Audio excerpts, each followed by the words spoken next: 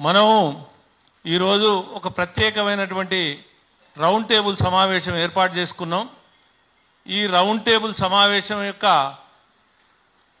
ప్రత్యేకత ఏంటంటే ఈ రాష్ట్రంలో కానీ ఈ దేశంలో కానీ ఈ అగ్రవర్ణ పేదలు ఏదైతున్నారో ఆ పేదలకు సంబంధించినటువంటి హక్కులు, తర్వాత అదేవిధంగా ఆత్మగౌరవం విషయంలో మనం అందరం కలిసిమెలిసి ఐక్య పోరాటాలు చేయాలనేటువంటి ఆలోచనతోటి వచ్చి ఈరోజు మనం మన కార్యక్రమం ముందుకు తీసుకుపోదలుచుకున్నాం.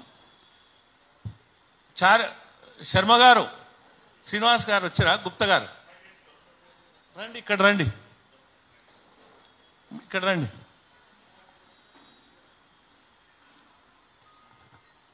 సైడ్ వేసుకుంటారా కొద్దిగా? రండి. అయితే ఈ రౌండ్ టేబుల్ సమావేశానికి గౌరవనీయులైనటువంటి కమ్మ సేవా సంఘం తెలంగాణ అధ్యక్షులు బొడ్డు రవిశంకర్ గారు వేదికను అలంకరించారు.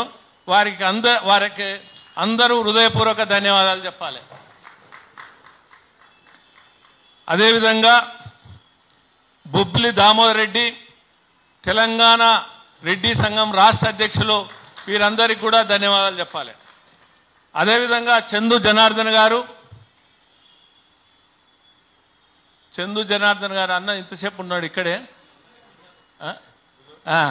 చందు జనార్దన్ గారు ఒకసారి లేండి అన్న, ఎందుకంటే ఒకరికొకరు మన ఇదంతా ఒక కుటుంబం లాగా ముందుకు పోవాల్సినటువంటి అవసరం ఉంది. వీరు కాపు సంఘాల జేఏసీ అధ్యక్షులు, సీనియర్ జర్నలిస్టు, తర్వాత ఉద్యమాల స్ఫూర్తుండి సంయమనంతో అందరికీ సహకరిస్తూ సలహాలు ఇస్తున్నటువంటి గొప్ప వ్యక్తి ఈరోజు మన మధ్య చందు జనార్దన్ గారు. అదేవిధంగా నీలగిరి దివాకర్ రావు గారు వెలమ సంఘం ఉపాధ్యక్షులు. ఇక్కడ వస్తారా? ఇక్కడ అక్కడే కూర్చోండి. ఇది అన్యదా క్షమించాలి, అందరం సమానం, ఇందులో ఎవరికి ఏం తేడా లేదు. ఇక్కడ వచ్చి కూర్చోండి. ఇక్కడ రండి, ఇక్కడ రండి, రండి.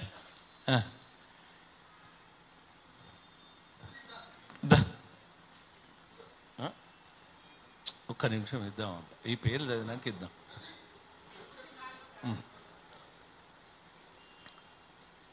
అదేవిధంగా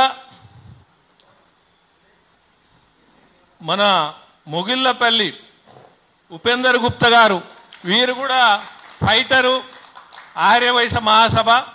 కానీ బ్రదరు సహోదరుడు ఈ ఉద్యమంలో వెన్ను తట్టి ఎప్పటికప్పుడు అనేక కార్యక్రమాల్లో పాల్గొని అందరినీ ఉత్సాహం చేస్తూ ఒక సంఘటిత శక్తి చేయడంలో ఒక గొప్ప వ్యక్తి, విలక్షణమైనటువంటి వ్యక్తి. వీరికి కూడా హృదయపూర్వక ధన్యవాదాలు. తర్వాత వేలూరి రవీంద్ర గుప్తా గారు, వీరు మహనీయులు, చాలా గొప్ప వ్యక్తి. వీరు అశేషంగా అనుభవం ఉండి వారి యొక్క జాతికే కాదు సమాజానికి సేవ అందించినటువంటి వారికి కూడా హృదయపూర్వక ధన్యవాదాలు.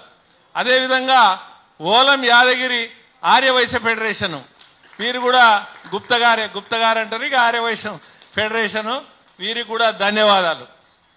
తర్వాత మన యూసుఫ్ బాబు గారు, వీరు కూడా అందరికీ సుపరిచితులు, సీనియర్ జర్నలిస్టు, తెలంగాణ ముస్లిం మైనార్టీ అధ్యక్షులు.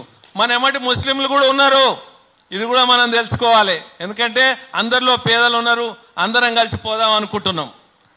అదేవిధంగా వీరవనిత అంటే పటుత్వంతో ఒక మొగధీరులాగా పట్టుదలతోటి ఫైట్ చేసేటువంటి వ్యక్తిత్వం గలటువంటి నూకల పద్మారెడ్డి గారు, తెలంగాణ రెడ్డి మహిళా సంఘం అధ్యక్ష. వీరికి కూడా లేడీస్ పరిచయం చేసుకోండి. వీరికి కూడా హృదయపూర్వక ధన్యవాదాలు. అదేవిధంగా ఇంకా సహోదరులు ఎవరొచ్చినా అందరూ పేరు పేరున అందరికీ నా హృదయపూర్వక నమస్కారాలు తెలియజేస్తూ, అంటే ఒక్కొక్కరం 5 నిమిషాల సమయం తీసుకొని అందరి ఆలోచనలు భాగస్వామ్యం చేసుకొని ఈ సమావేశాన్ని కొనసాగింపుగా ముందుకు పోదాం. అయితే 2 దశాబ్దాలుగా అభివాదం ఇప్పుడు ఈ అభివాదం చేసినాక ఇవి పంపిద్దాం. ఒకసారి లేచి అందరం అభివాదం అట్ట చేద్దాం.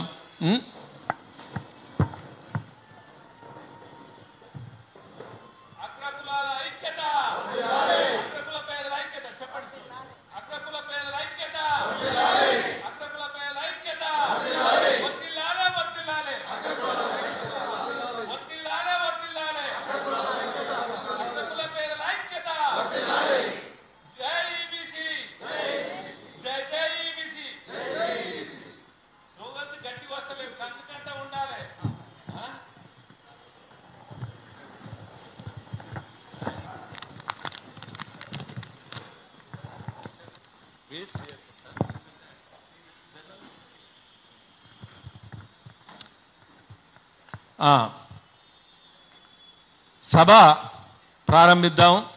అంత పరిచయ కార్యక్రమం అయిపోయింది. మనం అందరం అంటే ఈ సృష్టించబడ్డ కులంలో వివిధ కులాలుగా మనం జన్మించినటువంటిది. అయితే ఈ జన్మించినటువంటి మనం ఈరోజు ఈ పిలువబడే కులాలు ఈ సమాజంలో వివిధ వ్యక్తులు వివిధ అంటే ఘర్షణలకు లోనై అనేక విధంగా అపవాదులకు లోనవుతున్నటువంటి ఈ సందర్భంలో మనం కూడా సమాజానికి ఒక ఏంటంటే ఒక విధానంతో ఒకటి చాటి చెప్పాలనేటువంటి నిర్ణయానికి వచ్చినాం.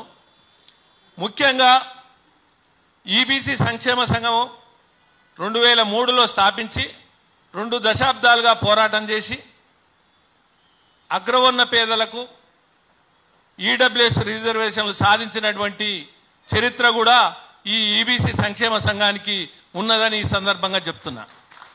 అయితే ఉమ్మడి రాష్ట్రంలో వచ్చినటువంటి ఆనాడు ఉద్యమంలో బీసీ ఉద్యమైనా ఈబీసీ ఉద్యమైనా ఎంఆర్పిఎస్ ఉద్యమైనా ఈ అనేక ఉద్యమాలు కూడా ఈ ఆంధ్రప్రదేశ్ నుంచే మొదలైనవి. ఇవి విశ్వ భారతదేశంలో కూడా ఈ ఉద్యమం యొక్క ప్రభావం చూపడం జరిగింది. అయితే వివిధ రకాల పోరాటాలు చేశాం మేము. ఇందిరా పార్క్ దగ్గర ధర్నా, సుందరయ్య పార్క్ దగ్గర ర్యాలీ, అంబేద్కర్ విగ్రహానికి వినతి పత్రం, ఎగ్జిబిషన్ గ్రౌండ్ల యజ్ఞం, తర్వాత సభలు, సమావేశాలు, ధర్నాలు, రాస్తారోకోలు, దీక్షలు, సత్యాగ్రహ దీక్షలు, వివిధ రూపాయల సుమారు 1100 వరకు మేము పోరాటాలు చేసినాం. ఒక్క ఉమ్మడి రాష్ట్రంలో ఆనాడు వైఎస్ రాజశేఖర రెడ్డి గారు బతుకున్నప్పుడే 623 సభలు సమావేశాలు పెట్టడం జరిగింది. ఏదేమైనా 2008లో అగ్రవర్ణ పేదలకు తొలిసారిగా ఆ రోజు దివంగత ముఖ్యమంత్రి ఉన్నటువంటి రాజశేఖర రెడ్డి గారు స్కాలర్షిప్లు ఇవ్వడం జరిగింది. ఆ తర్వాత 2008-9లో fee reimbursement SC ST BC లాగానే ఓసీలలో పేదలకు ఇవ్వడం జరిగింది. మేము ఆ పోరాటాన్ని క్రమంగా అట్లనే కొనసాగిస్తూ ఈ అగ్రవర్ణ పేదల్లో కూడా రిజర్వేషన్లు కావాలని, విద్యా ఉపాధిలో రిజర్వేషన్లు కావాలని మా పోరాటాన్ని ఇక్కడే కాకుండా విశ్వ భారతంలో ఢిల్లీ దగ్గర కూడా మేము ఢిల్లీలో కూడా అనేక పోరాటాలు చేయడం జరిగింది.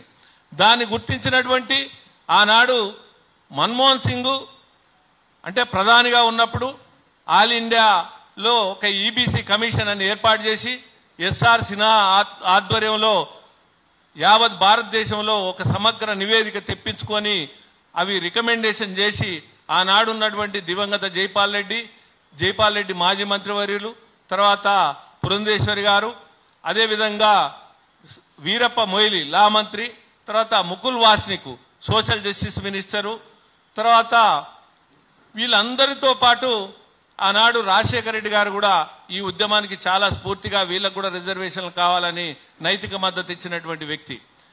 ఈ పోరాటాల ద్వారా ఆనాడు ఒక డ్రాఫ్ట్ తయారైంది. ఆ తర్వాత క్రమంలో 2019లో ఏదైతే మన్మోహన్ సింగ్ ప్రభుత్వం ఏర్పాటు చేసినటువంటి కమిషన్ ఇచ్చినటువంటి రికమెండేషన్స్ ను పార్లమెంట్ లో బిల్లు పెట్టి మోడీ గారు భారత ప్రధాని ఒక బీసీ ప్రధాని అయినా విశిష్టంగా విలక్షణంగా ఈ అగ్రవర్ణ పేదలకు కూడా రిజర్వేషన్లు కావాలని వారు కూడా 10% ఇవ్వడం జరిగింది. శ్రీనివాసాచార్యులు వేదిక మీదకి రావాల్సిందిగా కోరుతున్నా. రండి. అయితే ఇప్పుడు ఈ అగ్రవర్ణ పేదలకు 10% రిజర్వేషన్లు ఇవ్వడం అది యావత్ భారతదేశంలో అమలు జరగడం, అది ఇక్కడ కూడా రాష్ట్ర ప్రభుత్వాలు మేము చేసిన ఒత్తిడి మేరకు 2021లో ఇక్కడ తెలంగాణ గవర్నమెంట్, అక్కడ ఆంధ్ర గవర్నమెంట్ ఇంప్లిమెంటేషన్ జరుగుతుంది. సరే, ఈడబ్ల్యూఎస్ రిజర్వేషన్లో ఒక ఎత్తు అయితే దాని మీద కూడా కొంతమంది దుష్ప్రచారం చేస్తున్నారు. అయితే ఈ విషయం ఎందుకు చెప్తున్నా అంటే మన అందరికీ తెలవాలి, మనం సమాజానికి కూడా చెప్పాలి. ఎందుకంటే ఎవరియో మనం గుంజుకపోతున్నట్టు, ఎవరి నోటికాడి బుక్కో మనం తీసుకొని పోతున్నట్టు ఒక భావ వ్యక్తీకరణ జరుగుతుంది. ఇది ప్రభుత్వాలు ఖండించాల్సిన బాధ్యత ఉంది, అదేవిధంగా ప్రజా సంఘాలు ఖండించాల్సిన బాధ్యత ఉంది, అదేవిధంగా మన కుల సంఘాలు మనం కూడా ఖండించాల్సిన బాధ్యత ఉంది. లేకపోతే అది నిజమనే ఒక 100 సార్లు అబద్ధం ఆడితే అది నిజమనే నమ్మే ప్రమాదం ఉందని ఈ సందర్భంగా మీ అందరికి మనవి చేస్తున్నాం. ఇవి 103 రాజ్యాంగ సవరణ ద్వారా ఎవరికి ఇబ్బంది లేకుండా పార్లమెంట్లో బిల్లు పెట్టి 10% రిజర్వేషన్లు ఇవ్వడం జరిగింది. నా ఎస్సీలై కానీ, ఎస్టీలై కానీ, బీసీలై కానీ ఎవరీ తగ్గించలేదు. అందుకు సంబంధించినటువంటి నోటిఫికేషన్ కూడా రాష్ట్రపతి గారు ఇవ్వడం జరిగింది. దీని మీద కొన్ని వాద్యాలు వేయడం జరిగింది. వాద్యాలు సుప్రీంకోర్టులో వేస్తే సుప్రీంకోర్టు కూడా అత్యున్నత న్యాయస్థానం వీరికి రిజర్వేషన్లు ఇవ్వడం న్యాయసమ్మతమని భావించి 10% రిజర్వేషన్లు న్యాయసమ్మతమని తుది తీర్పు కూడా ఇవ్వడం జరిగింది. అయితే 1 రాజ్యాంగం ద్వారా మనకు రిజర్వేషన్లు వచ్చినాయి, 2 న్యాయసమ్మతంగా వచ్చినాయి, 3 ధర్మబద్ధంగా వచ్చినాయి.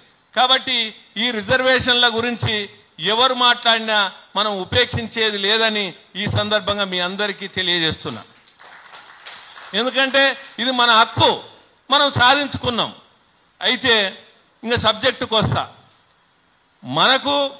మనం కూడా ఈ భారతదేశంలో కానీ, ఈ రాష్ట్రంలో కానీ, లేదా ఆంధ్రప్రదేశ్లో కానీ, తెలంగాణలో కానీ మనం కూడా 30% జనాభా ఉన్నాం. రెడ్లు, బ్రాహ్మణులు, వైశ్యులు, క్షత్రియులు, కమ్మలు, కాపులు, బలిజలు, ఒంటరిలు, తెలగలు, వెలమలు, ముస్లింలు, వారే కాకుండా ఇక్కడ సిక్కులు, జైనీసు, మార్వాడీసు అనేక మంది ఉన్నారు. అయితే 30% మంది జనాభా ఉన్నటువంటి మనకు ఈ రాష్ట్రంలో ఒక హాస్టల్ లేవు, ఈ దేశంలో ఒక హాస్టల్ లేవు, ఒక స్కాలర్షిప్ లేవు, ఒక కార్పొరేషన్ లేదు, ఒక కమిషన్ లేదు, ఒక మంత్రిత్వ శాఖ లేదు, ఒక స్టడీ సర్కిల్ లేవు. అంటే ఒక ఐఏఎస్ఓ, ఒక ఐపీఎస్ఓ, ఒక ఐఏఎఫ్ఎస్ఓ చదవాలంటే మరి పేదవాళ్ళు ప్రతిభ ఉన్నా కూడా లక్షలాది రూపాయలు డొనేషన్లు కట్టేటువంటి పరిస్థితి లేదు. మరి ఆ క్రమంలో మనకు కూడా స్టడీ సర్కిల్ కావాలి కదా, మరి లేవు. మరి మనం ఈ దేశ జనాభా కాదా, మనం ఈ రాష్ట్ర పౌరులం కాదా, ఈ ప్రభుత్వాలకు పన్నులు కడతలేమా? మరి మనలా ఎందుకు విస్మరిస్తున్నారు, మనల్ని ఎందుకు నిరాదరణకు గురి చేస్తున్నారు, మనల్ని ఎందుకు నిర్లక్ష్యానికి గురి చేస్తున్నారు? ఇది గమనించుకోవాల్సినటువంటి అవసరం ఉంది. మనం అందరం కూడా ఎవరికి వారమే. మనం అగ్రకులాలు అనంగానే మనం చేతులు ముడుచుకొని కూర్చున్నాం. కానీ ఇక్కడ చేతులు ముడుచుకొని కూర్చోవడం అంటే దండయాత్రలు చేయడం అని కాదు. కానీ మనలో పేదరికం లేదా, మనలో ఆకలి చావు లేవా, మనలో ఆత్మహత్యలు లేవా, మనలో పిల్లల పెళ్లిళ్ళు చేయలేని పరిస్థితి లేదా? మరి ఇంత దుర్భేద్యం మనలో ఉన్నప్పుడు మనం ఎందుకు పోరాటం చేయకూడదు? ఒక ఎస్సీల హక్కుల కొరకు చేస్తారు, ఒక ఎస్టీల హక్కుల కొరకు చేస్తారు, ఒక బీసీల హక్కుల కొరకు చేస్తారు.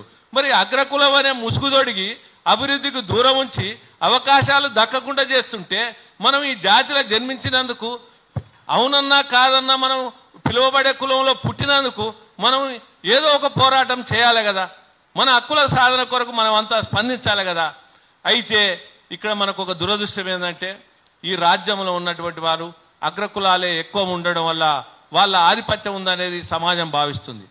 అయితే ఒక రేవంత్ రెడ్డి ముఖ్యమంత్రి అయితేనో, లేకపోతే 43 మంది రెడ్లే ఎమ్మెల్యేలు అయితేనో, లేకపోతే ఇంకో చౌదరులు ముఖ్యమంత్రి అయితేనో, తర్వాత లేదా కేసీఆర్ ముఖ్యమంత్రి అయితేనో, ఇంకెవరు ముఖ్యమంత్రులైనా, ఎవరు మంత్రులైనా కానీ మన కొరిగింది ఏం లేదు, మన కొరగబెట్టింది ఏం లేదు. మనలో పేదరికం ఉంది. ఇప్పుడు ధనవంతులైనా, శ్రీమంతులైనా, తర్వాత ఎవరైనా కానీ బాగా సంపన్న శ్రేణులైనా ఒకవేళ ఎక్కువలు ఉంటే మీరు 1 నుంచి 10% వరకు ఉండొచ్చు. అట్లా అన్ని కులాలలో ఉన్నారు, ఒక కులం అని కాదు. కానీ అగ్ర కులాలలో కూడా 90% పేదవారు ఉన్నారనేది మన జాతి అందరూ గుర్తించాల్సినటువంటి అవసరం ఉంది. మరి ఈ 90% పేదలు ఉన్నటువంటి మన కులాలల్లో మనం మన పేదరికం కొరకు ఎందుకు కొట్లాడకూడదు, ఎందుకు పోట్లాడకూడదు? అయితే అందరు ముఖ్యమంత్రులు కాలేరు, అందరూ మంత్రులు కాలేరు. కానీ వారు ముఖ్యమంత్రులైనా వారు మంత్రులైనా మనం మన పేదలకు ఏమైంది, ఏం లాభమైంది, ఆ ముసుగు తొడిగి మనకు కూడా అవమానాలు, ఆర్థిక భారాలు కిరీటాలుగా వేసినాయి. కాబట్టి వీటన్నిటి గురించి మనం చర్చించుకోవాలని, తర్వాత అందరి అభిప్రాయాలు నిగూఢంగా ఇవ్వాలని, ఇవి తర్వాత మనం అందరం ఏకగ్రీవ చర్చించుకున్న అంశాలు ఏకగ్రీవంగా తీర్మానం చేయాలని, అందరి అభిప్రాయాలు చెప్పాలని, నేను సమయం మొత్తం తీసుకోకుండా నేను సంక్షిప్తంగా మీకు అందరికి అర్థం కావాలనేటువంటి ఉద్దేశంతో మీకు తెలియపరుస్తున్నా. ఇప్పుడు ఒక్కొక్కరి అభిప్రాయాలను చెప్పడానికి ముందుకు రావాల్సిందిగా ఆహ్వానిస్తూ, ఇప్పుడు మన సుబ్బారావు గారు, కమ్మ గ్లోబల్ ఫెడరేషన్ గారు, వారి అమూల్యమైన అంటే కట్టే కొట్టే తెచ్చే అంటే అందరు మాట్లాడాలి కాబట్టి మనకున్న టైంలో సబ్జెక్టు మాట్లాడి చెప్పాల్సిందిగా కోరుతున్నా. ధన్యవాదాలు సార్. ఈ సమావేశానికి విచ్చేసినటువంటి అన్ని అగ్రవర్ణాల కుల సంఘాలు, అసోసియేషన్ అధ్యక్షులకి మరియు రిప్రజెంటేటివ్స్ కి అందరికీ కూడా నా తరపున, మన అందరి తరపున అభినందనలు, ధన్యవాదాలు. అదేవిధంగా ఈ మీడియా మిత్రులకు కూడా అభినందనలు తెలియజేస్తూ, ఇక్కడ మనం ఒకసారి మన రవీంద్ర రెడ్డి సార్ గురించి ఒక నిమిషం మాట్లాడి తర్వాత నేను సబ్జెక్ట్లోకి వెళ్తాను. గత 20 సంవత్సరాల నుంచి అగ్రవర్ణ పేదల కోసం ఈబీసీ కార్పొరేషన్ లో రాజశేఖర రెడ్డి గవర్నమెంట్ కానీ అంతకుముందు గవర్నమెంట్ కానీ ఆయన చేసే శ్రమ, ఆయన అందరినీ ఒక కాటి మీదకు తీసుకొచ్చి దీన్ని ముందుకు తెరిపించినటువంటి కాల్డ్ పటిమ నిజంగా మనందరికీ కూడా స్ఫూర్తిదాయకం. ఎందుకంటే ఏ రోజు మనం న్యూస్ పేపర్ చూసినా ఏడో కాడ ఎక్కడోది ఇక్కడ మన ఈబీసీ తరపున ఒక పోరాటం ఉంటుంది. ఆ పోరాటం వెనక ఒక మనిషి ఉంటారు. ఎవరయ్యా అంటే రవీంద్ర రెడ్డి గారు. డెఫినెట్ గా మేము కూడా చాలా సార్లు పేపర్లో చూడటం, ఆయన కలవటం కూడా జరిగింది. ఇక నా విషయానికి వస్తే నా పేరు ఉన్నం సుబ్బారావు, చార్టెడ్ అకౌంటెంట్ ని, ఇక్కడ ఒక కమ్మ సంఘం ప్రెసిడెంట్ ని. అదేవిధంగా కేజీఎఫ్ కమ్మ గ్లోబల్ ఫెడరేషన్ అని మేము ఒక organisation, global organisation Shri Jatti Kusum గారి ఆధ్వర్యంలో స్టార్ట్ చేయడం జరిగింది. దానికి నేను బిజినెస్ అండ్ లీగల్ హెడ్ ని, నేను లాయర్ ని, చార్టెడ్ అకౌంటెంట్ కూడా. సో ఈ ప్రాసెస్ లో మనం సబ్జెక్ట్కి వస్తే ఈబీసీస్, ఎకనామికల్లీ బ్యాక్వర్డ్ సెక్షన్స్, నిజంగా అగ్రవర్ణాలు, ఫార్వర్డ్ కాస్ట్ అని చెప్పేసి మన మీద ఒక లేబుల్ వేసి వీళ్ళంతా కానీ దేనికి డిజర్వ్డ్ కాదు, మిగతా వాళ్ళంతా డిజర్వ్డ్ అనేది ఒక మెసేజ్ అనేది బయట స్ప్రెడ్ అవుతా ఉంది. దానికి డెఫినెట్ గా మనం ఫ్యాక్చువల్ డేటాతో మనం ముందుకు రావాలి. మేము కేజీఎఫ్ పెట్టినప్పుడు ఆ కేజీఎఫ్ లో మేము ఎంపెరికల్ డేటా తీసుకున్నాం. అసలు ఏంటి మొత్తం మన కమ్యూనిటీ వరల్డ్ వైజ్ ఎట్లా ఉంది, అందుట్లో ఎవరు ఎకనామికల్ గా బ్యాక్వర్డ్ ఉన్నాడు అన్నప్పుడు సర్ప్రైజింగ్ రిజల్ట్స్ వచ్చినాయి. 90% కాదు సార్, కొన్ని ఏరియాల్లో, బ్యాక్వర్డ్ ఏరియాల్లో 95% వచ్చేసి ఎకనామికల్ గా వెనకబడి ఉన్నాం.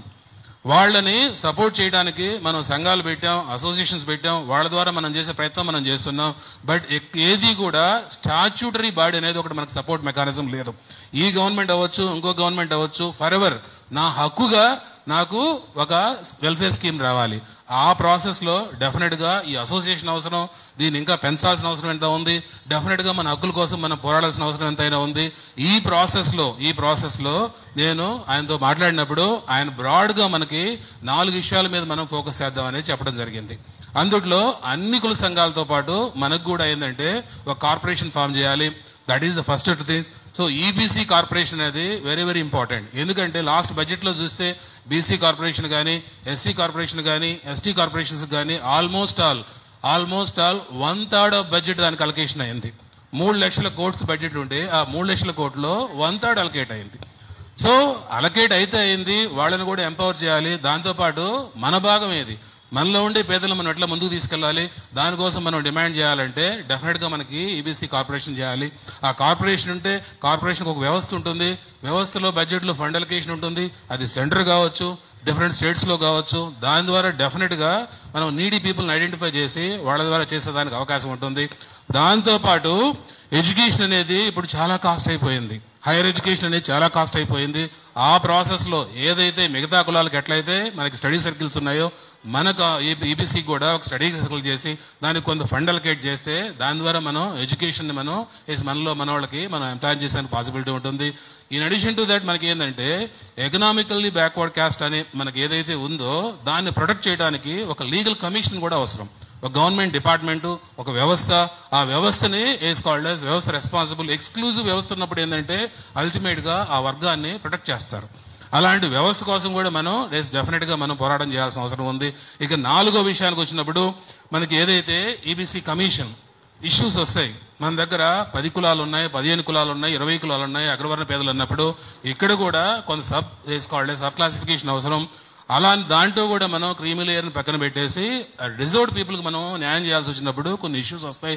ఈ ఇంటర్ ఏజ్ కాస్ట్ కాన్ఫ్లిక్ట్ వచ్చినప్పుడు అవి రిజాల్వ్ చేయాలన్నా, ఏదన్నా ఇష్యూస్ వచ్చినా గవర్నమెంట్ తో డైలాగ్ మనం ఓరియంటేషన్ జరపాలన్నా కానీ మనకంటూ ఒక స్పెసిఫిక్ కమిషన్ అనేది ఒకటి ఉండాలి గవర్నమెంట్ లో. అథారిటేటివ్ కమిషన్ ఎట్లయితే బీసీ వెల్ఫేర్ కమిషన్ ఉందో, ఎస్సీ కార్పొరేషన్ కమిషన్ ఉందో, ఎస్టీ కమిషన్ ఉందో, అట్లా మనకు కూడా ఉంటే డెఫినెట్ గా అది చాలా ఉపయోగపడుతుంది అనేది. ఇక నెక్స్ట్ 5వది మనకి ఏదైతే పార్లమెంట్ బిల్ ద్వారా 10% రిజర్వేషన్ అనేది మనకి ఇవ్వడం జరిగింది. దాని మీద అవుట్ సైడ్ చాలా చాలా చాలా చాలా ప్రాపగాండా జరుగుతూ ఉంది. ఏంటి, మా మొత్తం తీసుకెళ్లిపోతున్నారని. సుప్రీంకోర్టు జడ్జిమెంట్ ప్రకారం రిజర్వేషన్స్ అనేది 50% పెంచకూడదు. బట్ దాని అడిషన్ టు దట్ ఏంటి, ఇప్పుడు ఉన్న రిజర్వేషన్ అట్లా ప్రొటెక్ట్ చేస్తూ ఈబీసీలకు కూడా ఒక స్పెసిఫిక్ ఏదైనా కొంత బెనిఫిట్ కావాలనే ఉద్దేశంతో ఇవ్వడం జరిగింది. ఇక్కడ దానివల్ల ఏ కమ్యూనిటీకి కూడా ఎలాంటి ఇబ్బంది లేదు. ఆ మెసేజ్ ని మనకు అదర్ కమ్యూనిటీ సోదరులందరితో కూడా మనం పంచుకొని మేమందరం మీకోసం ఉన్నాం, మనందరం పోరాడదాం, మనందరిలో కూడా బ్యాక్వర్డ్ లో ఉన్న వాళ్ళు మనం ముందుకు తీసుకెళ్లాలంటే డెఫినెట్ గా మన హక్కుల కోసం మనం పోరాడాలి అనే స్ఫూర్తిని నింపుతూ మనం ముందుకు తీసుకెళ్లాల్సిన అవసరం ఉంది. తర్వాత కాస్ట్ సెన్సెక్స్ రీసెంట్ గా నేను మన గౌరవనీయులు మన నేషనల్ ప్రెసిడెంట్ గారికి నేను చెప్పడం కూడా జరిగింది. సార్ రీసెంట్ గా తెలంగాణలో క్యాస్ట్ సెన్స్ జరిగింది, అందులో క్లాసిఫికేషన్ ఉంది. ఎగ్జాక్ట్ గా డేటా గానీ మనం తీసుకోగలిగితే ఈబీసీలో ఏదైతే మన అగ్రకర్ణాల్లో ఎవరైతే ఈబీసీ ఉంటుందో ఎగ్జాక్ట్ గా మనకి ఆ స్టాటిస్టిక్స్ వస్తాయి. వచ్చినప్పుడు ఏంటంటే మనం ఆ నీడీ పీపుల్ మనం ఐడెంటిఫై చేయొచ్చు, దాని ద్వారా మనం ముందుకు తీసుకెళ్లొచ్చు అనే ఉద్దేశంతో నేను ఆయనతో చెప్పడం జరిగింది. దానికి ఆయన సంపూర్ణ సహకారం ఇస్తూ డెఫినెట్ గా మనం గవర్నమెంట్ తో రిప్రజెంట్ చేసి దాన్ని తీసుకుంటామని చెప్పడం జరిగింది. ఈ ప్రైమరీగా ఉండ అజెండా. దీంతో పాటు మనకిచ్చిన అజెండాలో నెక్స్ట్ ఈ ఈబీసీ వెల్ఫేర్ అసోసియేషన్, మనందరి అసోసియేషన్ ని ఎట్లా ముందుకు తీసుకెళ్లాలి, ఎట్లా దీన్ని ఇంకా స్ప్రెడ్ చేయాలి, ఒక ఫోర్స్ గా మనం దీన్ని ఎట్లా ముందుకు నడపాలనే దాన్ని మనం అందరూ డిసైడ్ చేసుకొని అందరూ ఒపీనియన్స్ తీసుకొని ప్రెసిడెంట్ గారి ఆధ్వర్యంలో దీన్ని ఇంకా ముందుకు తీసుకెళ్తూ ఇది ఒక స్టేట్ కు పరిమితం కాదు, ఇది మొత్తం ఇండియా వైజ్ ఒక ఫోర్స్ గా మనం ఎప్పుడైతే ఉంటామో అందరూ మన దీనికి వస్తారు. అది ఏపీ స్టేటా, తెలంగాణ స్టేటా, ఇంకో స్టేటా, ఎనీ స్టేట్ అల్టిమేట్ గా మనకుండ 30% పాపులేషన్ మనం కానీ కన్సాలిడేట్ చేసి మాకు అవసరం ఇది, మాకు కాన్స్టిట్యూషనల్ గా మాకు వచ్చిన మాకు రిక్వైర్మెంట్ ఉంది, మేము కూడా డిజర్వ్డ్ పీపుల్ అనే మెసేజ్ మనం ఎప్పుడైతే పంపించేసి యూనిటీగా ఒక ఫోర్స్ గా మనం ఎప్పుడైతే నిలబడతామో డెఫినెట్ గా మనం అనుకున్నది జరుగుతుందని, ఆ ప్రాసెస్ లో మీరందరూ భాగస్వామ్యం అవ్వాలని మనస్ఫూర్తిగా కాంక్షిస్తూ నాకు ఈ అవకాశం ఇచ్చినటువంటి గౌరవనీయులు పెద్దలు ప్రెసిడెంట్ రవీంద్ర శెట్టి సార్ గారికి, మిగతా అందరి మిత్రులకి కూడా అభినందనలు తెలియజేస్తూ నేను అందరితో ముగిస్తున్నాను. ధన్యవాదాలు సార్. అందరూ కూడా అదే షార్ట్ గా సమయాభావంతో షార్ట్ గా కరెక్ట్ ఏం అడ్వైజ్ చేస్తున్నావు, ఏం చేయాలి అనే దాని మీదనే మాట్లాడాలి. ఇక్కడ మన వెల్మ సంఘం, మన అఖిల భారత వెల్మ సంఘం ఉపాధ్యక్షులు ఉన్నటువంటి దివాకర్ రావు గారు మాట్లాడాల్సిందిగా. అందరికీ నమస్కారం. రవీందర్ రెడ్డి గారు చేస్తున్న ఈ పోరాటంలో మనం అందరం భాగస్వామ్యం కావాలని కోరుకుంటూ, ఒకటి మనందరం ఐకమత్యంగా ఉండి పోరాడగలిగితే సాధించలేనిది ఏం లేదు. ఇప్పుడు ఈ క్రమంలో ఎకనామికల్ గా ఎవరైతే వెనుకబడి ఉన్నారో మన కులాలలో వాళ్ళందరికీ చేదోడుగా ఉండడానికి రవీంద్ర గారు చేసే ప్రతి ప్రయత్నంలో మనం వెంబడి ఉందామని తెలియజేసుకుంటున్నాను. నమస్తే. థ్యాంక్ యూ దివాకర్ రావు గారు. కానీ వీరు తక్కువ మాట్లాడతాడు, ఎక్కువ సృజనాత్మక శక్తితోటి పనిచేస్తాడు. వారి శక్తి నాకు తెలుసు, ఎందుకంటే 2-3 సార్లు వారి యొక్క సాహసోపేతమైన ఆలోచనలు కానీ వారి అన్ని అనుభవ దృష్ట్యా మీ శక్తినంతా ఈ ఉద్యమానికి బలోపేతానికి మీరు విశిష్టంగా కృషి చేయాలని కోరుతూ, ఇప్పుడు మన ఉపేందర్ గుప్తా గారు అమూల్యమైన సందేశం ఇవ్వాల్సిందిగా కోరుతున్నాను. జై బోలో భారత్ మాతాకి. సభాధ్యక్షులు ఏబీసీ సంక్షేమ సంఘం జాతీయ అధ్యక్షులు రవీందర్ రెడ్డి గారు మరియు వేదిక మీద ఉన్న పెద్దలందరికీ నమస్సుమాంజలు తెలియజేస్తున్నాం. మనము అనుకోకుండాను భగవంతుని దయవలను మన కులం పుట్టింది, ఆ కులంలో మనం పుట్టినాం. ఆ కులంలో పుట్టినందుకు మనం గర్విస్తున్నాము. ఒక 50% ధనికులు ఉండొచ్చు, ఒక 50% బీదవాళ్ళు ఉండొచ్చు. కానీ ఇక్కడ మనం అందరము బీద విద్యార్థిని ఉద్యోగస్తులకు మధ్యతరగతి అగ్రవర్ణ పేదల కోసం మనం సమావేశమైనాం.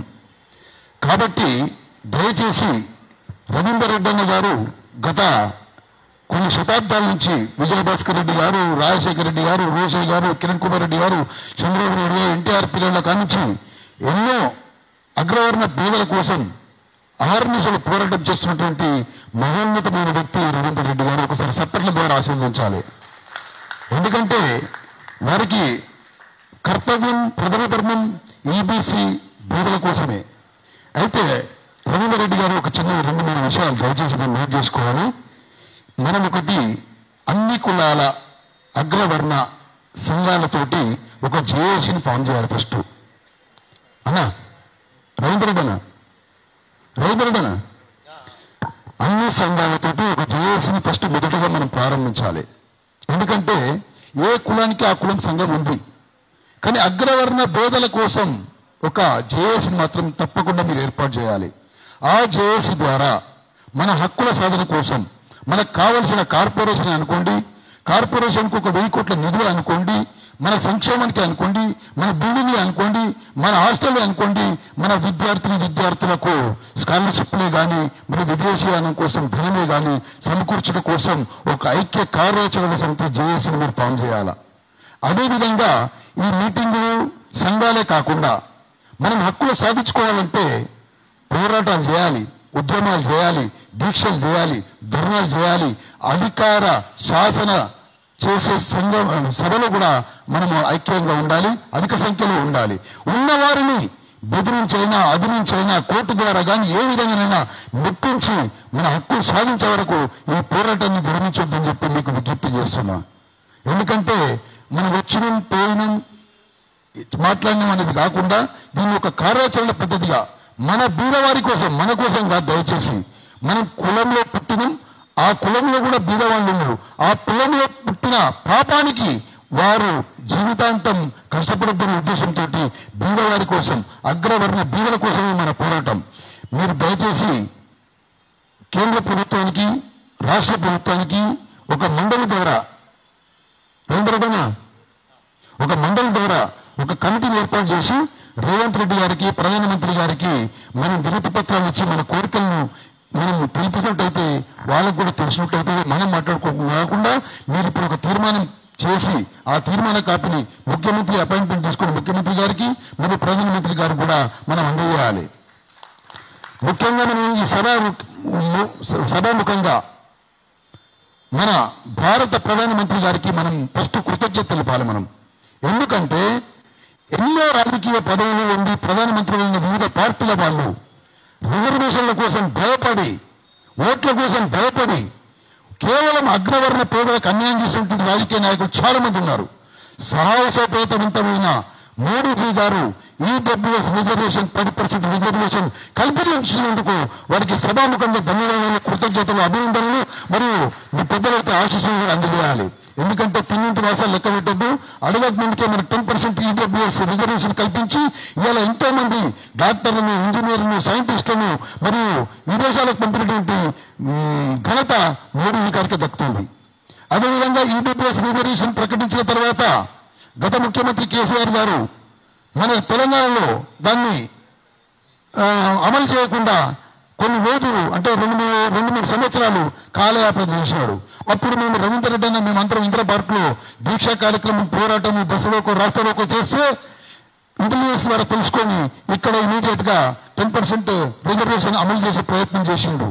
కాబట్టి పోరాటం చేస్తేనే సాధ్యమవుతుంది, మన మాటలతోటి చేతులతోటి కాదు. దయచేసి మనం ఏదైనా మాటలతో చేతులతో కాకుండా పోరాటం, ఉద్యమాలు, ధర్నాలు, పికెటింగ్లు, వినతి పత్రాలు, చట్టసభల్లో సవరణలు చేసినప్పుడే మన హక్కు పోరాటాలు మనకు సిద్ధిస్తాయి. అదేవిధంగా మీరు త్వరలోనే ఒక కార్యాచరణ సమితి ద్వారా ఒక పెద్ద మహాసభను ఏర్పాటు చేయాలి. మీరు మీటింగ్ ఏర్పాటు చేయాలి. అది మీ నేతృత్వంలో కావాలి. ఎందుకంటే మీకు అందరూ నాయకులు మీకు పరిచయం ఉన్నారు. ముఖ్యమంత్రులు, మాజీ ముఖ్యమంత్రులు, మరియు మన మంత్రులు, మరియు మన కుల సంఘాల అధ్యక్షులు కూడా మీకు పరిచయం ఉన్నారు. కాబట్టి ఈ బాధ్యత మీరు తీసుకొని దయచేసి మీరు ఒక మహాసభను ఏర్పాటు చేయాలని చెప్పి కోరుతున్నాను. దాని తర్వాత మన వినతి పత్రాలు పోయిన తర్వాత మన ఉద్యమాలు కంటిన్యూగా చేయాలి. ఇప్పుడు ఎంఆర్పిఎస్ కానీ వివిధ బీసీ సంఘాలు కానీ వాళ్ళు నిత్యం పోరాడుతున్నారు. వాళ్ళు ఎందుకు పోరాడుతున్నారు? ఎవరి కోసం పోరాడుతున్నారు?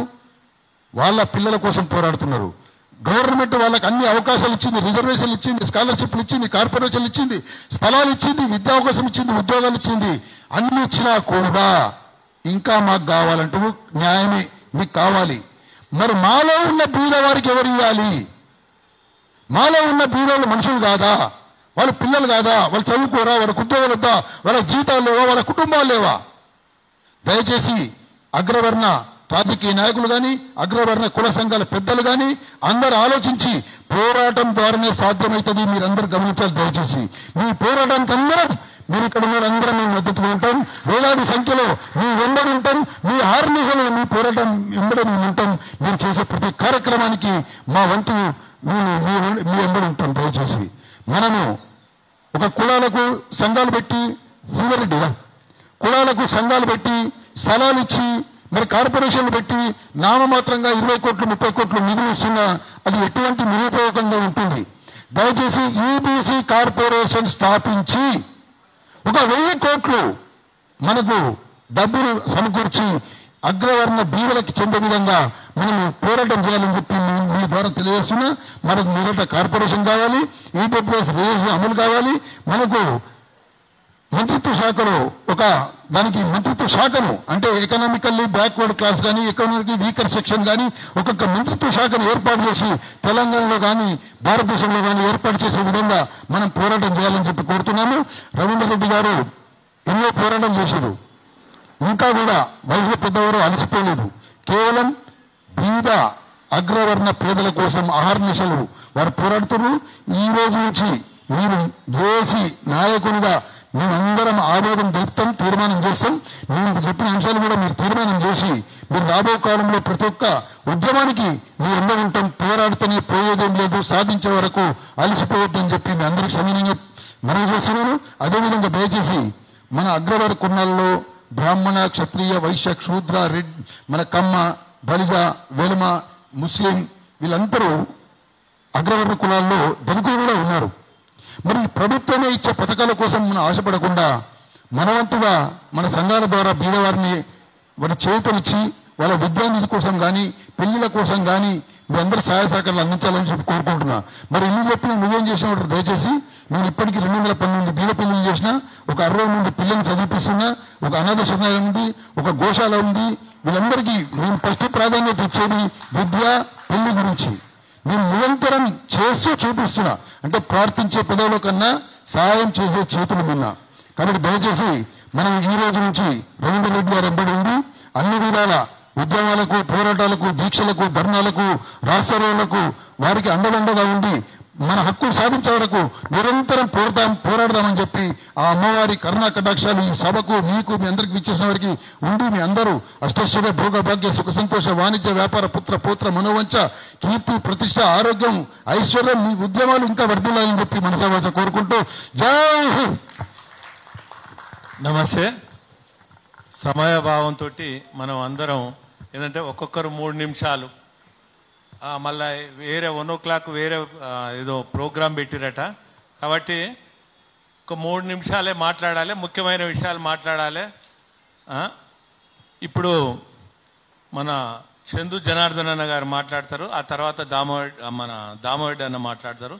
చందు జనార్దన్ అన్న గారు మాట్లాడాల్సిందిగా మనవి చేస్తాం. అందరికీ నమస్కారం. ముందుగా ఈ కార్యక్రమం రవీందర్ రెడ్డి గారు నాకు ఉద్యమం ప్రారంభించినప్పుడు తెలుసు. మిగతా డిమాండ్ల మీద వీటి మీద అందరూ ఒకటే డిమాండ్లు మాట్లాడుతున్నారు కాబట్టి రవీందర్ రెడ్డి గురించి నేను ప్రస్తావిస్తా. భారతదేశంలో ఈ బీసీని రిజర్వేషన్గా మార్చిన ఘనత రవీందర్ రెడ్డి గారిది. భారతదేశంలో ఎంఆర్పిఎస్ ఉద్యమం కానీ అదే కోవలో గత 30 సంవత్సరాల నుంచి ప్రారంభించింది ఈబీసీ ఉద్యమం.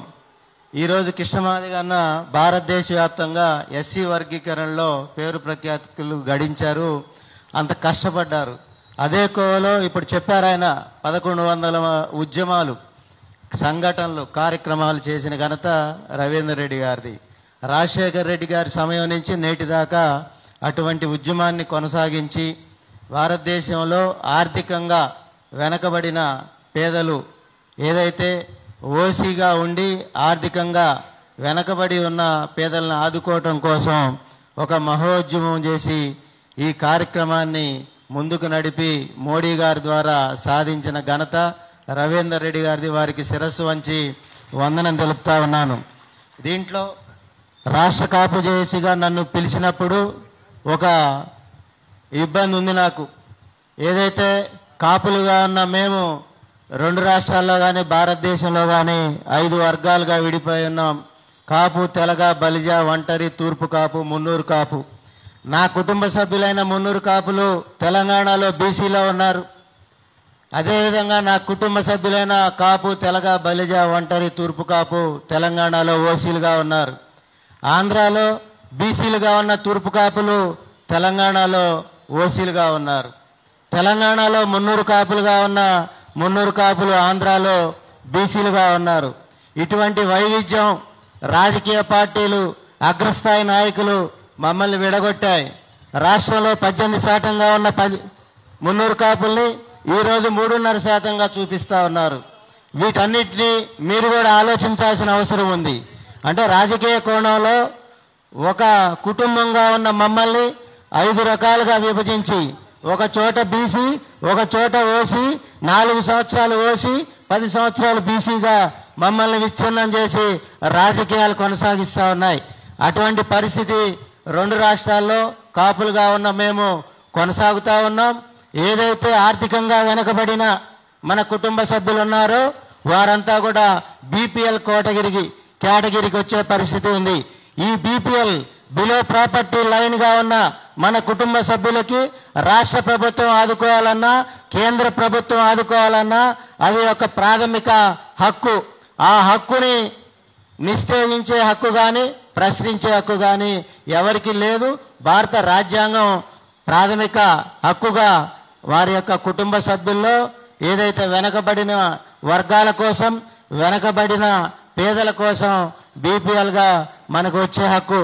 కాబట్టి ఇటువంటి ఉద్యమంతో ముందుకు పోతూ ఈరోజు జేఏసీగా ఇంతమంది పెద్దలు, ఉద్యమ నాయకులు, సంఘ నేతలను ఒక తాటి మీదకు తీసుకొచ్చి రవీందర్ రెడ్డి అన్న ఈ ఉద్యమానికి ముందుకు తీసుకెళ్తూ గత 30 సంవత్సరాలుగా కష్టపడుతూ మరోసారి ఈ ఉద్యమం మనందరి కోసం అవసరమని భావించి మనల్ని ఇక్కడ పిలిచి పెద్దలందరినీ ఒక తాటి మీద తీసుకొచ్చి ముందుకు తీసుకెళ్తున్నందుకు ఈ కార్యక్రమంలో, ఉద్యమంలో పాల్గొన్న మీ అందరికీ మరొక్కసారి శిరస్సు వంచి వందనాలు తెలుపుతూ నాకు ఈ అవకాశం ఇచ్చిన పెద్దలందరికీ ధన్యవాదాలు తెలుపుతూ సెలవు తీసుకుంటా ఉన్నాను.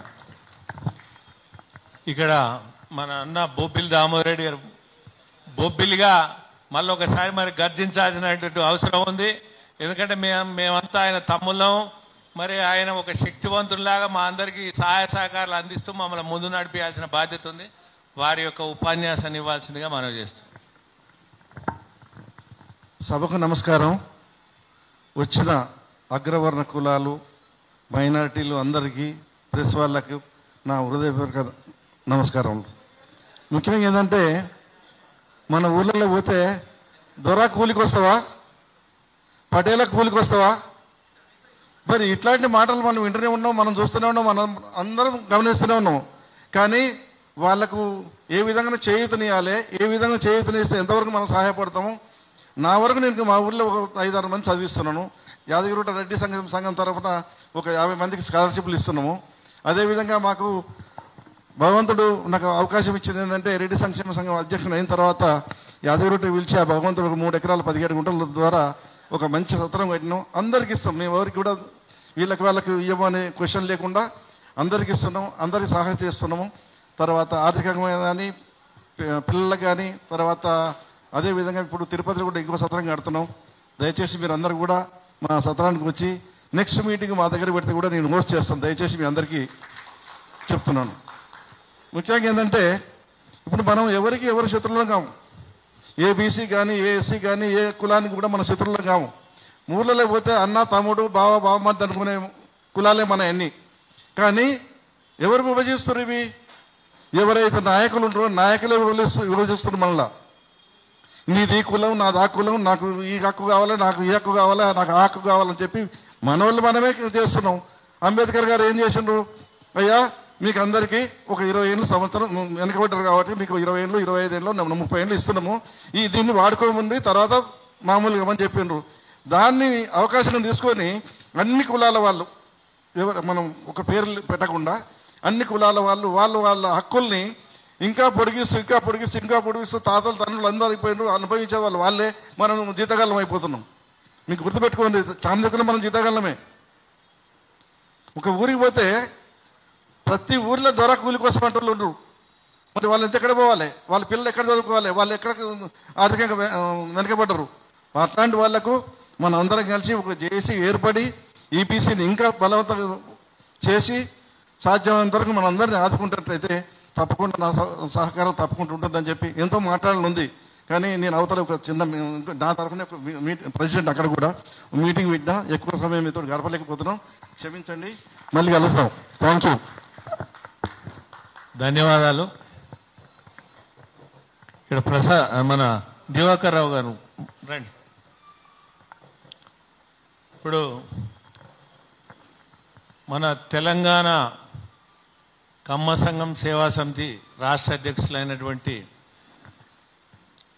గౌరవనీయులు బొడ్డు రవిశంకర్ గారు వారి కీలక ఉపన్యాసం ఇవ్వాల్సిందిగా మనవి చేస్తాం.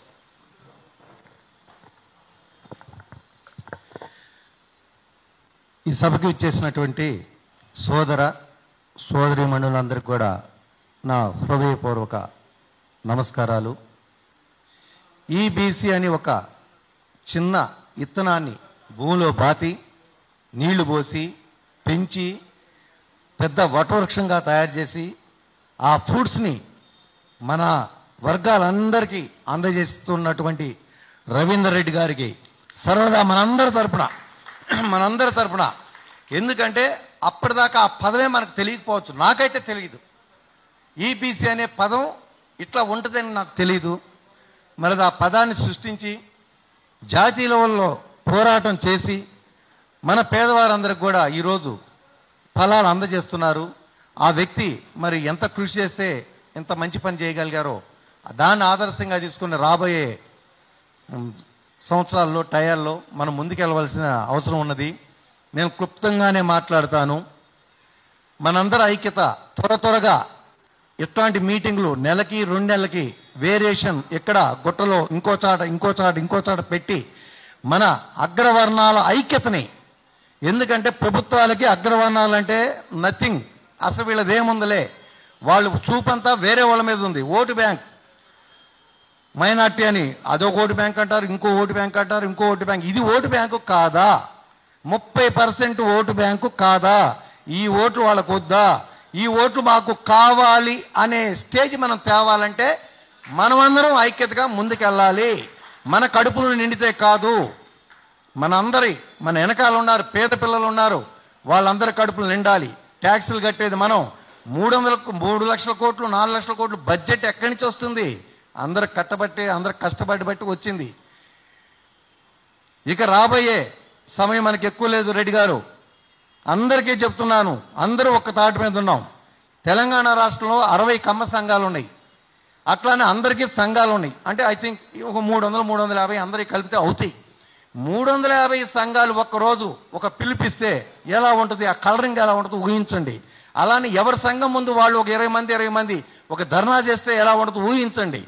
ఇదంతా జరగాలంటే ఇట్లాంటి మీటింగ్లు తరచుగా జరుగుతూ ఉండాలి. మనలో ఐక్యత పెరగాలి. ఎంతమంది ఉన్నారండి పేదలు? భూమి పుట్టిన కాన్స్ హ్యావ్ సేవన్ ఆర్ట్స్ ఉన్నవాళ్ళు లేని వాళ్ళు ప్రతి కులంలో ఉన్నారు, ప్రతి జాతిలో ఉన్నారు. కానీ ఫలాలన్నీ ఒకరికి అందజేయటం ఏంటి? మేము దానికి వ్యతిరేకం కాదు. మనకి కావాల్సిందే, మన వాటా మనకు దక్కాల్సిందే. ఎవరి కులాలు వాళ్ళు చేసుకుంటున్నాం. పేదవాళ్ళకి మనం ఎంతో కొంత తలా ఇంత తీసుకొని చేస్తున్నాం. ఇది కాదు అసలు. లక్షల కోట్ల బడ్జెట్ వాళ్ళకి ఇచ్చి మనకి అసలు మీరు ఇందాక ఒక సోదరుడు అని 1000 కోట్ల బడ్జెట్ ఏందండి? మనకి 1000 కోట్ల బడ్జెట్ ఏంది? మనం అడుగుదాం 5,000 కోట్లు 10,000 కోట్లు 10,000 కోట్ల బడ్జెట్ కావాల్సిందే. అగ్రవర్ణ పేదల కార్పొరేషన్ పెట్టాల్సిందే. మీరు సీట్లు ఇస్తే ఉండి పోతే పోయింది, మీ రాజకీయం మాకొద్దు. మాకు మాత్రం మా రైట్స్ మాకు కావాల్సిందే. ఈ రోజు ఎంతమంది ఓసీ సీఎంలు ఉన్నా మనకు అనవసరం. రెడ్డి గారు తీసుకొచ్చారు 10% రిజర్వేషన్. Is the great. ఇతనే గ్రేట్. మనకి ఆడెవడెవడు వాడెవడో సీఎం అవుతాడు, వాడి పిల్లలు వాళ్ళు చూసుకుంటాడు, వాడి బంధువులు వాళ్ళు చూసుకుంటాడు. కానీ ఇట్లాంటి మంచి నిర్ణయాత్మకమైన మీటింగ్లు ఇంకా మళ్ళీ జరగాలి. నేను ఎక్కువ టైం తీసుకుని రెడ్డి గారు ప్లీజ్ మీ నాయకత్వంలో మేమందరం నడవటానికి మీకు హామీ ఇస్తున్నాం. ఇట్లాంటి మీటింగ్లు ఇంకా బాగా జరగాలి. ప్రభుత్వ దృష్టికి వెళ్లాల్సిందే. ఎలక్షన్ వచ్చినప్పుడు మనల్ని కూడా పిలవాల్సిందే, బరాబర్ పిలవాల్సిందే. వాళ్ళే కావాలా? 30% ఓట్లు కాదా? 30% నోటి ద్వారా ఒక్కొక్కడు 5 ఓట్లు వేయించే శక్తి మనకుంది. మనకు అదృష్టం అది, మన వాయిస్ పవర్ అది. కంపల్సరీ మనల్ని కూడా ప్రభుత్వం చర్చలకు పిలవాల్సిందే, మన సపోర్ట్ తీసుకోవాల్సిందే. మనం అందరం కూడా ఒక మాట మీద ఉందాం. నెక్స్ట్ ఎలక్షన్ లో మనందరం ఏం నిర్ణయిద్దాం, ఆ పార్టీకి వేద్దాం. మనకి ఏ పార్టీ మేలు జరుగుతుందో ఆ పార్టీకి వేద్దాం. మనోడు ఎమ్మెల్యే నుంచోని మనకొద్దు, నథింగ్. మనం ఏ ప్రభుత్వం మన బీజేపీ పిలిస్తే బీజేపీకి వెళ్తాం, కాంగ్రెస్ అంటే కాంగ్రెస్, టీఆర్ఎస్. మన డిమాండ్స్ ఎవడు తీరిస్తే వాళ్ళకే మన ఓటు. మూకమ్మడిగా ఒక్కసారి కళ్ళు మూసుకొని వేసేద్దాం. అప్పుడన్నా వాళ్ళు కళ్ళు తెరుస్తారు. ఈ ప్రజాస్వామ్యంలో బలమైన ఆయుధం ఓటు హక్కు. కాబట్టి మీ అందరూ గుర్తించి ఆ ఎలక్షన్ వచ్చేటప్పటికి మనం బలం కావాలి. ప్రతి గ్రామంలో, ప్రతి చోట, ప్రతి ఇది చోట మన ఐక్యత వర్ధిల్లాలి. ఇంకా నేనేమన్నా ఎక్కువ మాట్లాడాలని ఉంది కానీ రెడ్డి గారు వేరే వారికి అవకాశం. Thank you. ఇక్కడ ఉన్నోళ్ళం అందరం కూడా ఒక్కొక్కరం 1000 ఏనుగుల శక్తిలాగా పనిచేయాల్సిన అవసరం ఉంది. అన్నగారు రవిశంకర్ అన్నట్టు వారి ఆశీర్వచనం, వారి ఆలోచన మన మీద ఉంటే ఇది ఉద్యమం ఉవ్వెత్తున దాగి ఒక ధర్మయుద్ధ బేరి యావత్ భారతదేశం వల్లనే ఇది ఒక మళ్ళా మహోన్నతమైనటువంటి ధర్మయుద్ధం నడుస్తుంది. దాంట్లో ఎలాంటి డౌట్ లేదు. ఎందుకంటే నా జీవిత ఆశయం కూడా ఒకటే ఉన్నది. ఫీ రియంబర్స్మెంట్ సాధించడం, ఈడబ్ల్యూఎస్ రిజర్వేషన్ సాధించడం. కానీ అది కాదు, మనం సాధించాల్సినవి చాలా ఉన్నాయి. వాటిని నెరవేర్చే వరకు ఈ జీవితానికి ధన్యం కాదని నేను కూడా భావిస్తున్నా. నా జీవితం ధన్యం చేసుకోవాలంటే కూడా వీటన్నిటిని నెరవేర్చాల్సినటువంటి అవసరం ఉంది. ఇప్పుడు ప్రతి వారు మాట్లాడేది కూడా మనం చాలా కూలంకుషంగా మాట్లాడడం ఒకటి, అందరూ అవలంబించడం ఒకటి. రెండవది ఏంటంటే తీర్మానాలు కూడా మనం చేసుకునే ఉన్నాయి. వాటిని కూడా ఏంటంటే అందరం ఉండి ఈ తీర్మానాలు చేసుకుంటే, ఈ తీర్మానాలు ఏవైతున్నాయో రేపో ఎల్లుండో నేను ముఖ్యమంత్రి గారి టైం తీసుకుంటా, సీఎం గారికి మనందరి సంతకాలతో ఒక అపాయింట్మెంట్ అడుగుతున్నా. వారిని కూడా కలుస్తాం. ఆ తర్వాత ప్రధానమంత్రిని కలుస్తాం, గవర్నర్ని కలుస్తాం. దేశం వల్లనే ఇక్కడ ఢిల్లీలో కూడా అనేక ఉద్యమాలు చేస్తాం. ఇది మనం ఇక్కడితోటి కాదు, మన ఉద్యమం చాలా, ఇది ఒక అంకం మాత్రమే. చేతులు కట్టుకోవాలి అంటే మళ్ళొక్కసారా చేసినాము, మళ్ళొక్కసారి అంటే అవుతుంది.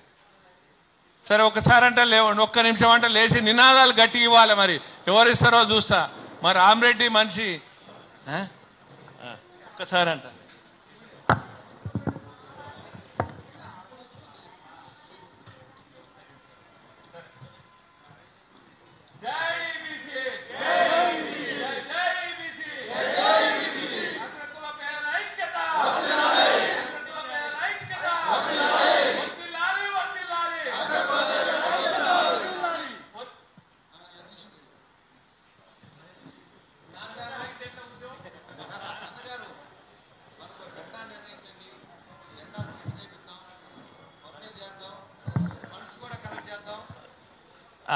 తప్పకుండా కూర్చోండి.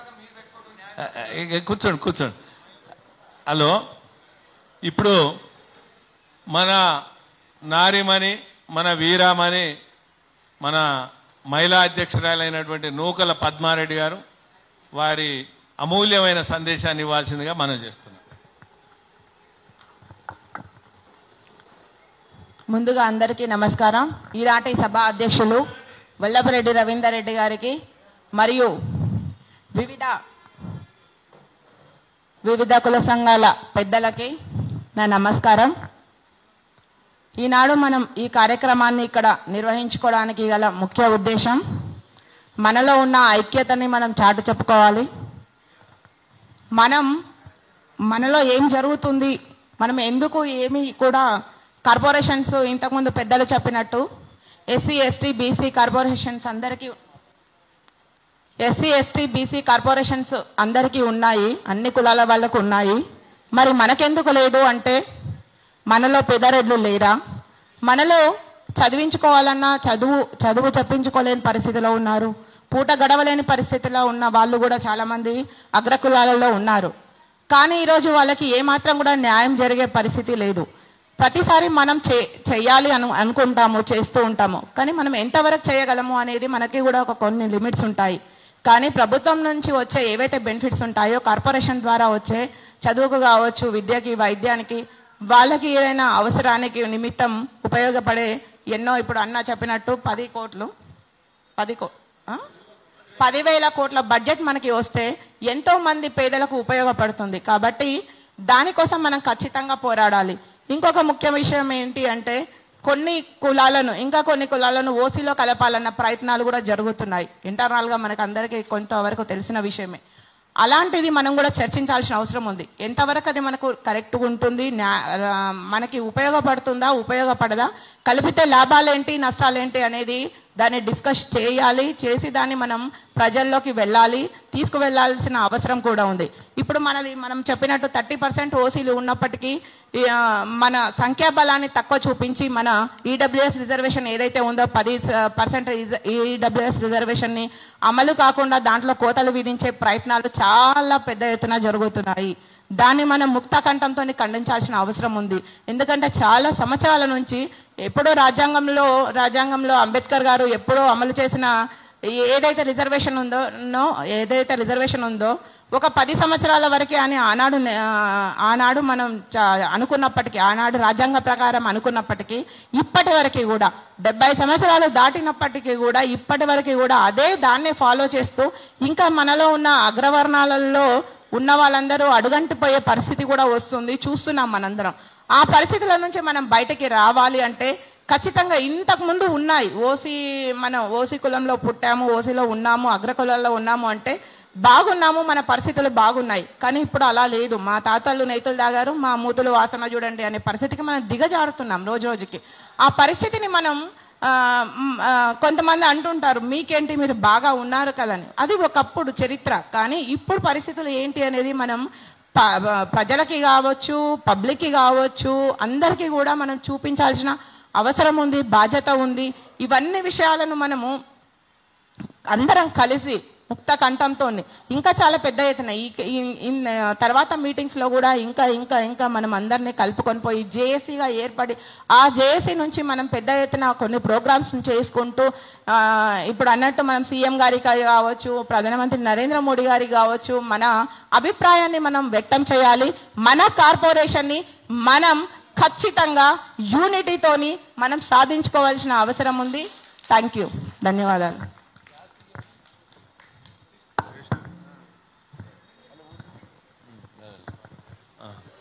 ఇప్పుడు మన తెలంగాణ రాష్ట్ర పురోహిత అర్చక సంఘం అధ్యక్షులైనటువంటి వారు శ్రీనివాస ఆచార్యులు గారు మాట్లాడాల్సిందిగా కోరుతున్నాను.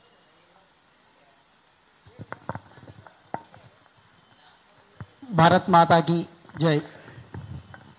అంటే మా అర్చక పురోహితులందరి తరఫున మొదటగా మీకు ఒక చిన్న ఆశీర్వాదాన్ని అందజేస్తాం. రమేష్. హరి ఓం. యో వైతాం బ్రహ్మణో వేద అమృతేనామృతాంబురేం తస్మై బ్రహ్మ చ బ్రహ్మా చ ఆయుకీర్తిం ప్రజాన్ దదుః. శతమానం భవతి శతాయు పురుష శతేంద్రియ ఆయుష్యేవేంద్రియే ప్రతిష్టతి. శుభం భూయాత్. ఈరోజు ఒక మంచి శుభ పరిణామం. దానికి ముందుగా స్పీచ్ కన్నా ముందు మీ అందరికి ఆశీర్వాదం ఇస్తే బాగుంటుంది అనేది ఉద్దేశంతో చిన్న మీ అందరికి ఆశీర్వాదాన్ని ఇచ్చాం.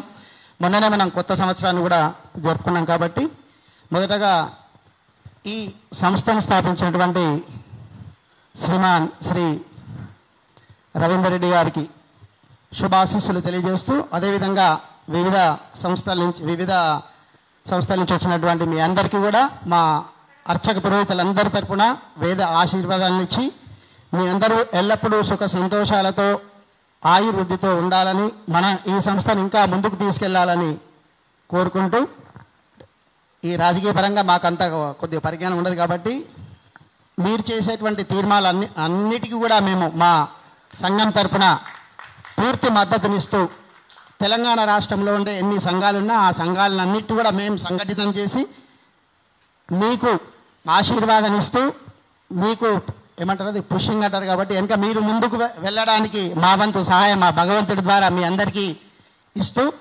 మీకు వెన్నంటుగా ఉంటామని మా సంఘం అందరి తరపున మీకు మరొకసారి తెలియజేస్తున్నాను.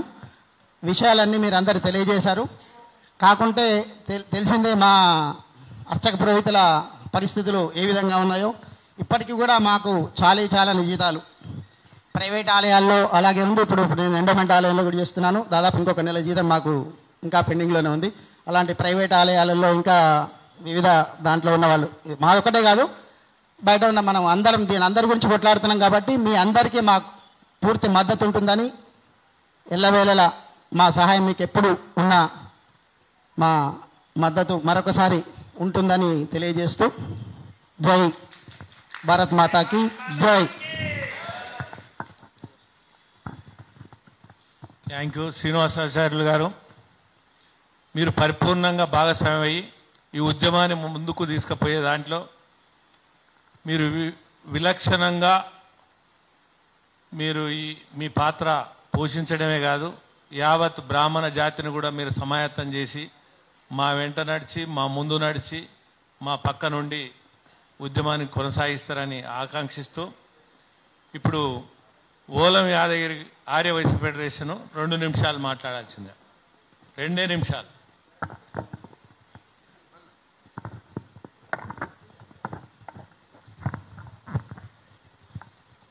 ఈరోజు ఈ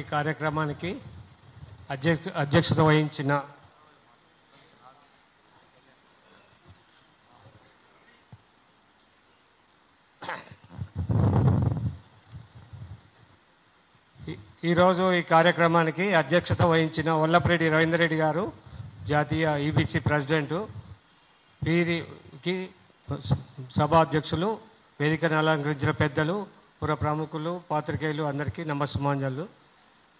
రవీందర్ రెడ్డి గారు నాకు చాలా సంవత్సరాల నుంచి పరిచయము. మనకు ఈ 30 సంవత్సరాల నుంచి తను చేస్తున్న కృషి మామూలు కృషి కాదు. ఈబీసీ వాళ్ళకందరికీ కూడా తన వంతు కృషి చేస్తున్నాడు. తన వెంట మనము ఉండి ఈ కార్పొరేషన్ సాధించుకొని 10,000 కోట్లే కాదండి, 1,00,000 కోట్లకు వెళ్ళినా ఏం లేదు. ఇది మనకు ఇండియా లెవెల్లో ఉంది, జాతీయాన్ని కాబట్టి మనము దీనికి కార్పొరేషన్ ఏర్పాటు చేసుకొని వారి వెంట మనం వెళ్ళవేళలా వారికి సపోర్ట్ ఇవ్వాలని నా కోరిక. కృతజ్ఞతలు. Thank you. ఇక్కడ వేలూరు రవీంద్ర గుప్తా గారు 2 నిమిషాలు. సరే, ఈ లోపల మన సోదరిమణి సుభద్రారెడ్డి గారు మాట్లాడాల్సిందిగా మనం చేస్తున్నాం. టైం లేదు, 2 నిమిషాలు వారి అమూల్యమైన సందేశం ఇవ్వాల్సిందిగా మనం చేస్తున్నా. మైక్ తీసుకో. అందరికీ నమస్తే.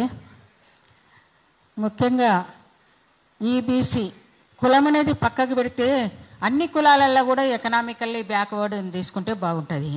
మనం కులం గొప్ప కానీ మనందరం పేదవాళ్ళమే, మిడిల్ అండ్ లో మిడిల్ అన్ని విధాలలో కూడా ఉన్నా కానీ మనకే అవకాశాలు లభిస్తలేవు. కానీ ఎస్సీలల్లో ఎస్టీలల్లో గొప్ప గొప్ప వాళ్ళు ఐఏఎస్లు ఐపీఎస్లు రిజర్వేషన్ల మీద వాళ్ళు పొంది కూడా అట్లా కూడా అక్కడ కూడా వాళ్ళు ఎకనామికల్లీ బ్యాక్వర్డ్ ఉన్న వాళ్ళకు ఈబీసీ వాళ్ళకు కూడా లభిస్తలేదు. అందరూ అందుకోలేకపోతున్నారు, కులం పేరుతోనైనా సరే అందుకోలేకపోతున్నారు. అందుకొరకు 2 ఉండాలి, ఎకనామికల్లీ బ్యాక్వర్డ్ ఫార్వర్డ్. ఎకనామికల్లీ కులం అనేది తీసేస్తేనే బాగుంటుంది. సోషలిస్టు పార్టీది ఫస్ట్ పాయింట్ రామ్ మనోహర్ లోహియా గారు కుల నిర్మూలన చేసిండ్రు. 50% మహిళలకు అవకాశము. అందుకొరకు ఇక్కడ ఓబీసీ అయినా ఏబీసీ అయినా మహిళలకు ఏ అవకాశం లేదు. ఒక్క 5 నిమిషాలు ఉండాలి. ఎందుకంటే యాదగిరి గారు ఇప్పుడు తీర్మానం చదివి వినిపిస్తున్నాం, ఇదే తీర్మానం ముఖ్యమంత్రికి పంపిస్తున్నాం. ఒక్క 5 నిమిషాలు ఉండండి, ఓన్లీ 5 నిమిషాలు అయిపోవచ్చింది. ఓన్లీ 5 minutes అందరు ఉండండి. అమ్మ మాట్లాడండి. మిగతా కులాలన్నిటికీ రిజర్వేషన్ ఉంది కాబట్టి మనం కూడా ఇప్పుడు ఎకనామికల్లీ కులం ఏదైనా సరే మన పెద్ద కులం గొప్ప అన్నట్టు ఉంది. కానీ ఎకనామికల్లీ ఫార్వర్డ్ క్యాస్ట్ వాళ్ళందరికీ ఎకనామికల్లీ బ్యాక్వర్డ్, ఫైనాన్షియల్గా బ్యాక్వర్డ్ ఉన్న వాళ్లకు తప్పకుండా 10% రిజర్వేషన్ ఇవ్వాలని అగ్ర కులాలందరం కలిసి మనం పోరాడదాం. జై హింద్. Thank you. ఇప్పుడు తెలంగాణ ముస్లిం మైనార్టీ అధ్యక్షులు యూసుఫ్ గారు, ఎందుకంటే వారు మా ఉద్యమంలో ఎప్పుడు వెన్నుదట్టి ఉండడం, సమాజ హితం కొరకు నిరంతరం పనిచేసే వ్యక్తి, వారి ఉపన్యాసం ఇవ్వాల్సిందిగా సమయభావనతోటి ఇవ్వాల్సిందిగా కోరుతున్నారు.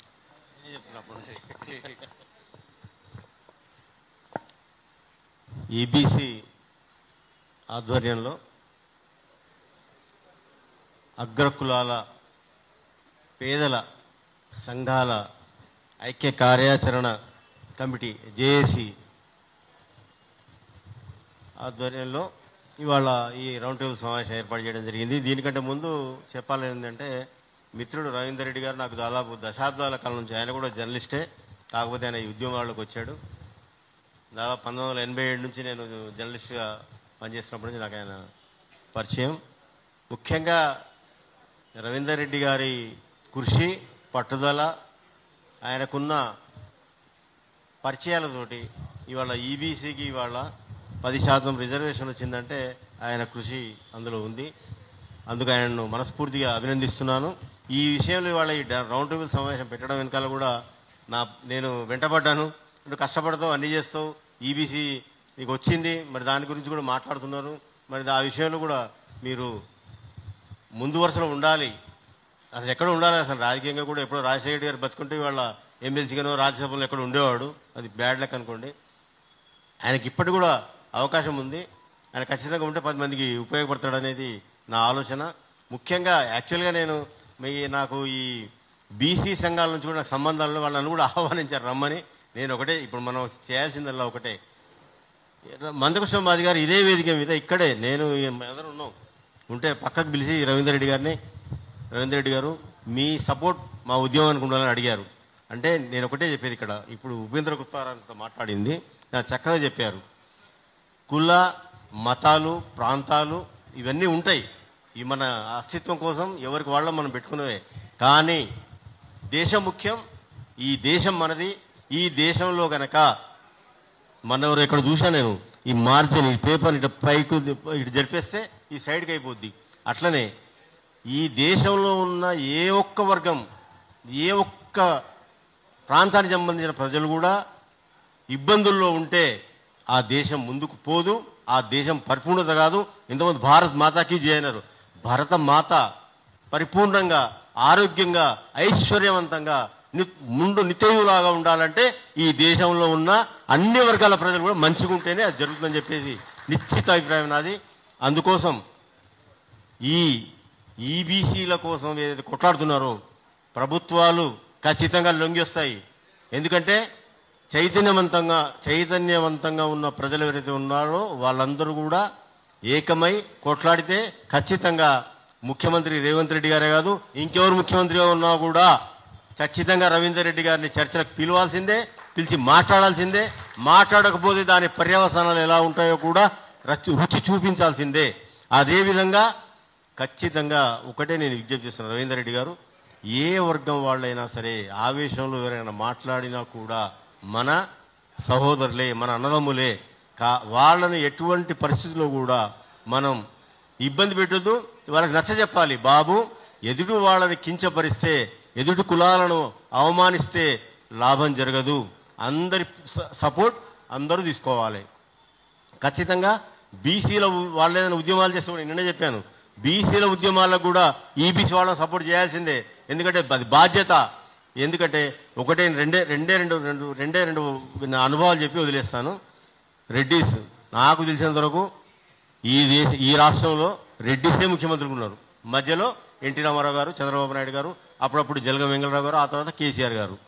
నేను ఒకటి అడుగుతున్నా, ఇక ప్రశ్న, ఎంతమంది వెలమలు ఈ 9 సంవత్సరాల్లో బాగుపడ్డారో చెప్పండి. నిరుపేదలు, ఆటోలు నడిపే వాళ్ళు ఆటోలు నడుపుతున్నారు, చిన్న చిన్న ఉద్యోగాలు చేసే వాళ్ళు ఉద్యోగాలు చేస్తున్నారు, ఒకెకరం అరెకరం పండించుకునే వాళ్ళు ఉన్నారు. నాకు తెలిసినంత నల్గొండ జిల్లాలో వెలమ కమ్యూనిటీ వాళ్ళని కొంతమంది రైతులు ఉదరా ఇవాళ రారా పనికని పిలుచుకుపోయే పరిస్థితి కూడా ఉంది. నాకు ఆ ఊరు పేరు కూడా చెప్తాను తెలుసు. అట్లా ఎస్ యు ఆర్ రైట్. అట్లాగే రెడ్డిస్లో ఎంతమంది ఆటోలు నడుపుతున్నారు, ఎంతమంది ఎదిగిన వాళ్ళే ఎదిగారు. మా జానారెడ్డి గారు ఎమ్మెల్యే, మా మంత్రి చేసాడు, ఓ కొడుకు ఎంపీ అయ్యిండు, ఎమ్మెల్యే అయ్యిండు. ఓ పక్క పేద రైతు కుటుంబం నుంచి రవీంద్ర రెడ్డి కాలే, ఇంకో ఆయన కాలే. మరి ఆయన ఇవాళ మరి ఏ రెడ్డిస్ లాభం అవుతుంది? రేవంత్ రెడ్డి ముఖ్యమంత్రి అయితే ఎంతమంది రెడ్డిస్ బాగుపడ్డారు? ఇంకొక ఎగ్జాంపుల్ చెప్తా, ఖమ్మం మీద సోదరులు ఉన్నారు కానీ ఒక ఎగ్జాంపుల్ చెప్తున్నా. చంద్రబాబు నాయుడు గారు ముఖ్యమంత్రి, ఒక కమ్మ కులానికి సంబంధించిన ఒక ఉద్యోగి, ఆయన ట్రాన్స్ఫర్ కావాలి. ముఖ్యమంత్రి చంద్రబాబు నాయుడు గారు కదా, మరి కమ్మనే కదా, మరి ఎందుకు కాలే? ఎవరో కొంతమంది బాగుపడ్డారు, కాలే. కాకపోతే మా నల్గొండ జిల్లాలో పనిచేసిన ఒక అధికారి అక్కడ పనిచేస్తుంటే ఆంధ్రాలో ఐఏఎస్ ఆఫీసర్, ఆయన పట్టుకొని ఆయన ట్రాన్స్ఫర్ చేయించాల్సి వచ్చింది. మరి ఆయన కమ్మ కదా, తెలంగాణ నుంచి పోయి రికమెండ్ చేయాల్సిన అవసరం ఎందుకు వచ్చింది? అంటే ఇక్కడ కులాలతోటి ఎవరు అందరూ బాగుపడరు. రేపు బీసీలు ముఖ్యమంత్రి అయినా బీసీలు అందరూ బాగుపడరు. చిత్తశుద్ధి ఉండాలి. మనం బాగుపడ్డాము, మనం మంచిగా ఉన్నాము, మనం సంతోషంగా ఉన్నాం, మన ఇంతకుముందు చెప్పినట్టుగా మనం పక్క వాళ్ళకి సహాయం చేసే ప్రయత్నం చేయాలని నేను ఈ సందర్భంగా తెలియజేస్తూ, అంతిమంగా మన దేశం ముఖ్యం. దేశం ఉంటేనే కులాలు, మతాలు, ప్రాంతాలు, వర్గాలు తన్నుకోవడాలు ఉంటాయి.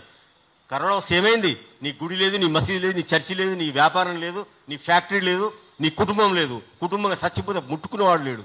కాబట్టి మనం మంచిగా ఉంటేనే, ఈ దేశం బాగుంటేనే మనం మంచిగా ఉంటామనే ఒక సదుద్దేశంతో మనం పనిచేయాలి. అన్ని వర్గాలు ఏకంగా పనిచేయాలి. ఈబీసీల శక్తి సామర్థ్యం ఈ ముఖ్యమంత్రి గారికి చూపించాల్సిన బాధ్యత రవీందర్ రెడ్డి గారి మీద ఉంది. వారికి మనం అందరం కూడా అండగా ఉండి వాళ్లకు ఒక్కటే గుర్తుపెట్టుకోండి. నా చిన్న అనుభవం జర్నలిస్ట్గా, మా రామరెడ్డి కూడా ఇక్కడే ఉన్నాడు జర్నలిస్ట్ మిత్రుడు. ఒకటి సింపుల్ అనుభవం, ఈ దేశంలో కానీ ఈ రాష్ట్రంలో కానీ తిట్టేవాడికి, పోరాడేవాడికి, వ్యతిరేకించేవాడికి ఉన్నంత గౌరవం సపోర్ట్ చేసేవాడికి, మద్దతు ఇచ్చేవాడికి లేదు. ఇది గుర్తుపెట్టుకుంటే చాలు. ఎందుకంటే మొన్న ఎలక్షన్లో మేము రేవంత్ రెడ్డి గారికి, ఇదే రవీంద్ర రెడ్డి గారి నాయకత్వంలో రాష్ట్రమంతా తిరిగినాం. రాష్ట్రమంతా రాత్రి బౌలు తిరిగినాం. నేను ఒక మాట చెప్తున్నా, ఒక మిత్రుడు ఆయన రెడ్డే ఒక మాట ఏమన్నాడంటే, రేవంత్ రెడ్డి ఏ పిచ్చోలు మీరు, ఇంత అనుభవం ఉంది, 40 సంవత్సరాలు జర్నలిస్ట్ ఉన్నావు, రేవంత్ రెడ్డి కొడంగల్ ఎమ్మెల్యే గెలవాడు, ఆయన ముఖ్యమంత్రి ఎత్తాడని మాట్లాడండి ఒక రెడ్డి. నేను నా బాధ ఏమనిపిస్తుందంటే, ఆ మిత్రుడు రెండో రోజే రేవంత్ రెడ్డి ముఖ్యమంత్రి రెండో రోజే ఆడ కనపడుతుంది ఫోటోలల్లా. మేము ఇప్పటిదాకా దగ్గరగా పోలే. అంటే చెప్తున్నాం, మనసులు ఎట్లుంటారంటే, వ్యతిరేకించేవాడు, ఖండించేవాడు, పోరాడేవాడికి ఇచ్చే గౌరవం పొగిడేవాడికి ఉండదని చెప్పి తెలియజేస్తున్నా. సంతోషం. అందరికీ నమస్కారం. ఇంకెవరైనా? శిల్పారెడ్డి గారు.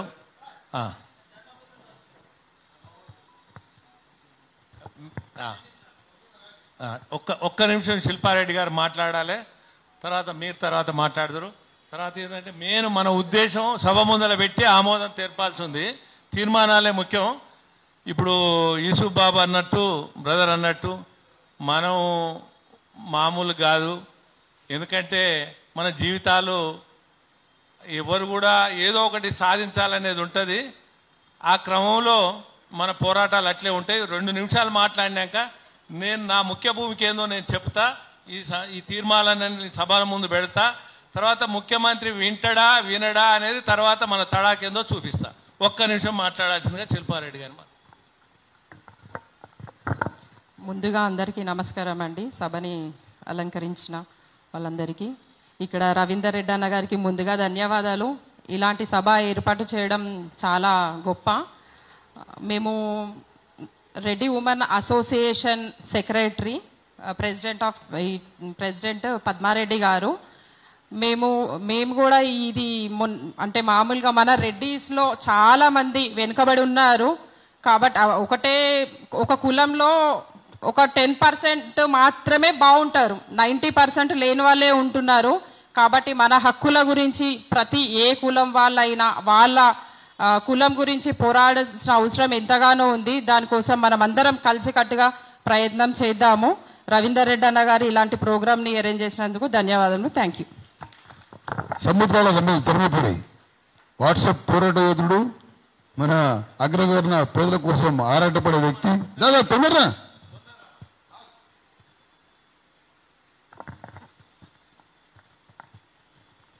అగ్రవర్ణాల పేదల కోసం ఈ సమావేశం ఏర్పరిచిన రవీందర్ రెడ్డి అన్న గారికి మరియు అందరికీ పేరు పేరున ధన్యవాదములు. అలాగే పత్రికా మీడియా వారికి పేరు పేరున ధన్యవాదములు. ఒకప్పుడు ఆర్యవైశ్యుడు ఉన్న కాడనే కిరాణా షాపు ఉండేది, కానీ ఈ రోజుల్లో ఎన్ని కులాలు ఉన్నాయో అన్ని కిరాణాల షాపులు ఏర్పడుతున్నాయి. కాబట్టి మా దాంట్లో ఒకప్పుడు షావుకారి అంటే ఎంతో విలువగా బ్రతికే వాళ్ళం. ఈ రోజుల్లో మాత్రం మాకు విలువ లేదు. ప్లస్ అన్ని షాపులే, గల్లీకి ఒక షాప్ అవుతుంది, ఎన్ని కులాలు ఉంటే అన్ని. కాకపోతే ఎక్కడికైనా మేము ఆఫీస్కి వెళ్తే మా బాబుకు ఇట్లా సర్టిఫికెట్ అంటే మీకేందయ్యా ఆర్యవైశ్యులు కదా, మీకు ధనవంతులు కదా అని అడుగుతున్నారు చాలా మంది. కాబట్టి ఈ సభ ఏర్పరిచిన రవీందర్ అన్న గారికి, మన ఉపేందర్ అన్న గారికి మరియు అందరికీ ఈ సభా వేదిక ముందు ఉన్న పెద్దలందరికీ పేరు పేరిన పాదాభివందనాలు. ఇది ఢిల్లీ జంతర్ మంతర్ దగ్గర కూడా మనం ఒక 2-3 వేల మందితో అక్కడ ప్రోగ్రాం ఏర్పాటు చేసి మన వైశ్యుల అందరూ, ఒకప్పుడు పటేల్ అంటే, వెల్మస్ అంటే, సౌకర్య అంటే ఊర్లో మొత్తం మంది మన కిందనే ఉండేవాళ్ళు. అందరికీ మనం హెల్ప్ చేసేది. కానీ ఈ రోజుల్లో నేను కూడా ఏంటంటే వెల్మాస్ ఉన్నారు, వెల్మాసు, రెడ్డిసు, ముస్లింసు, వీళ్ళందరూ కూడా మా ఇంటి బంధువులు లెక్క ఉంటాం ఇప్పటికి, చిన్నప్పటి నుండి ఇప్పటికి. కాబట్టి ఏమైనా తప్పులుంటే క్షమించగలరని నా యొక్క మనవి. ఇప్పుడు మన అధ్యక్షుల వారు తీర్మాన కాపీని చదివి వినిపిస్తారు. తీర్మానాలు చదివే ముందు ఒక 2 నిమిషాలు. ఇప్పుడు నేను మొట్టమొదటి చెప్పిన, మనం ఈ దేశ పౌరులం, ఈ రాష్ట్ర పౌరులం, ఈ ప్రభుత్వాలకు పన్నులు కడుతున్నాం.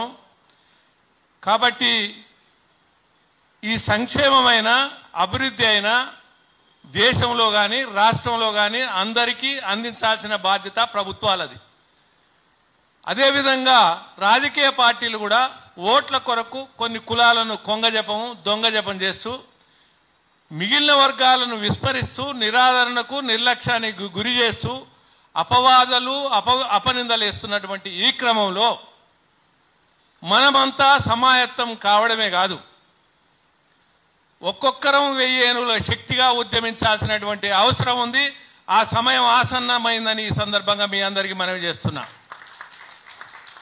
మిత్రులారా, ఈనాడు మనం కొద్ది మందితోటి, మన పెద్దలు, కుల పెద్దలు, కుటుంబ పెద్దలు, ముఖ్యులతోటి సమావేశం ఏర్పాటు చేసుకొని అంతరంగికంగా చర్చించుకొని మన ఐక్యతను కొనసాగించి ముందుకు ఏ విధంగా ప్రయాణం చేయాలనేటువంటి ఒక్క దాంట్లో ఒక్క స్టెప్ ఈరోజు వేశాం. అయితే అందరూ ఏమంటారంటే మీది కొద్ది జనాభా, పీడికెడు జనాభా, 3%, 4%, 7% అని వివిధ రకాలుగా చెప్తున్నారు. సరే, చెప్పేవాళ్ళు ఎవరు కూడా వాళ్ళు లెక్కించిన వాళ్ళు కారు. కానీ నేను ఈ ప్రభుత్వానికి ఒకటి తెలియజేస్తున్నా, మీ ప్రభుత్వ బాధ్యత ఏంది? అసందర్భంగా, అనుచితంగా అపనిందలేసి అబద్ధాలు మాట్లాడుతున్నప్పుడు, విషకుటిల రాజకీయాలు చేస్తున్నప్పుడు ఖండించాల్సినటువంటి బాధ్యత ప్రభుత్వాల మీద ఉంటుంది. అదేవిధంగా రాజకీయ పార్టీలు వాళ్ళ మనుగడ సాధించాలంటే నిర్దిష్టంగా, నిర్మోహమాటంగా వాస్తవాలు కూడా చెప్పి మాట్లాడాల్సినటువంటి బాధ్యత ఉంటుంది. కానీ మేము ఈ సృష్టించబడ్డ కులంలో, ఈ పిలువబడ్డ కులంలో మాకొక ముసుగు తొడిగి మమ్ముల ఆత్మాభిమానం, ఆత్మగౌరవం లేని వ్యక్తులుగా చిత్రీకరించడం ఎంతవరకు సబబని నేను ఈ వేదిక ద్వారా ప్రశ్నిస్తున్నా. అయితే ఒక రేవంత్ రెడ్డి ముఖ్యమంత్రి కావచ్చు, అయితే మాకేమన్నా ఒరిగిందా? ఒక చంద్రబాబు అక్కడ ముఖ్యమంత్రి అయిండు, ఏమైంది? తర్వాత ఇక్కడ 43 మంది ఎమ్మెల్యేలు ఉండొచ్చు రెడ్లు, లేకపోతే ఆనాడు చంద్రశేఖరరావు ముఖ్యమంత్రి ఉండొచ్చు, ఇంకొకరు ముఖ్యమంత్రి ఉండొచ్చు, ఎవరైనా ఉండవచ్చు. కానీ ముఖ్యమంత్రులు ఉన్నంత మాత్రాన, మంత్రులు ఉన్నంత మాత్రాన, ఎమ్మెల్యేలు అయినంత మాత్రాన, ఎంపీలు అయినంత మాత్రాన మా పేదల కడుపులన్నీ నిన్నయా? పేదల బాధలన్నీ తీరినయా?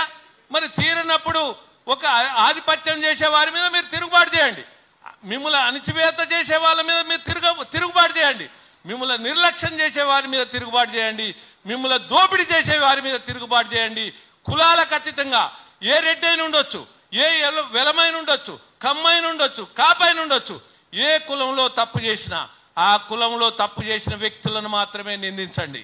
కానీ వర్గాలను, మొత్తం కులాన్ని నిందించడం కరెక్ట్ కాదని, ఖబర్దారని ఈ వేదిక ద్వారా నేను హెచ్చరిక చేస్తున్నా. ఎందుకంటే ప్రతి మనిషికి ఆత్మాభిమానం ఉంది, ప్రతి మనిషికి ఆత్మగౌరవం ఉంది. నీ కులానికి ఎంత ఆత్మగౌరవం ఉందో ఎదుటి కులానికి కూడా అంతే ఆత్మగౌరవం ఉంది. నీ కులంలో ఎంత ఆత్మాభిమానం ఉందో ఎదుటి కులంలో అంతే ఆత్మాభిమానం ఉంది. మరి ఇటువంటి పరిస్థితులలో మీరు అధికార పార్టీలను లేకపోతే అధికారం ఉన్నోళ్ళనో దృష్టిలో పెట్టుకొని మమ్మల్ని మొత్తం మీరు ఈ విధంగా తులనాడడం కరెక్ట్ కాదని నేను ఈ వేదిక ద్వారా హెచ్చరిస్తున్నా. ఖబర్దారని కూడా తెలియజేస్తున్నా. ఎందుకంటే ఒకరినొకరు గౌరవించుకోవాలి ఈ సమాజంలో, ఒకరినొకరు అభిమానించుకోవాలి ఈ సమాజంలో. కానీ అంతరంగాలు సృష్టించడం అంటే, ఐక్యమత్యాన్ని దెబ్బతీయడం అంటే, గ్రామాల్లో ఉన్నటువంటి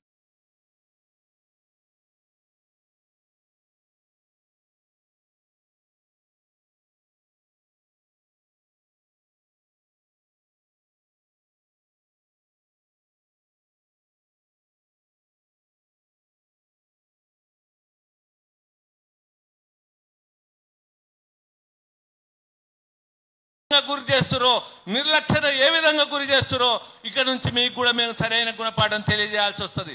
మీరు ఓట్ల రాజకీయం చేయొచ్చు, మీరు చేయండి, తప్పు లేదు మీరు.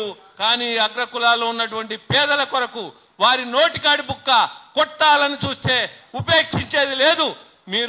నేను పేదలకు కూడా చెప్తున్నా, మీరు బీసీ బీదలు కానీ మిగతా ఏ కులాలైనా కానీ మీరు గుంజుకోండి. ఒక ముఖ్యమంత్రి కావాలంటే ఆ సీటు గుంజుకోండి, మాకు అవసరం లేదు.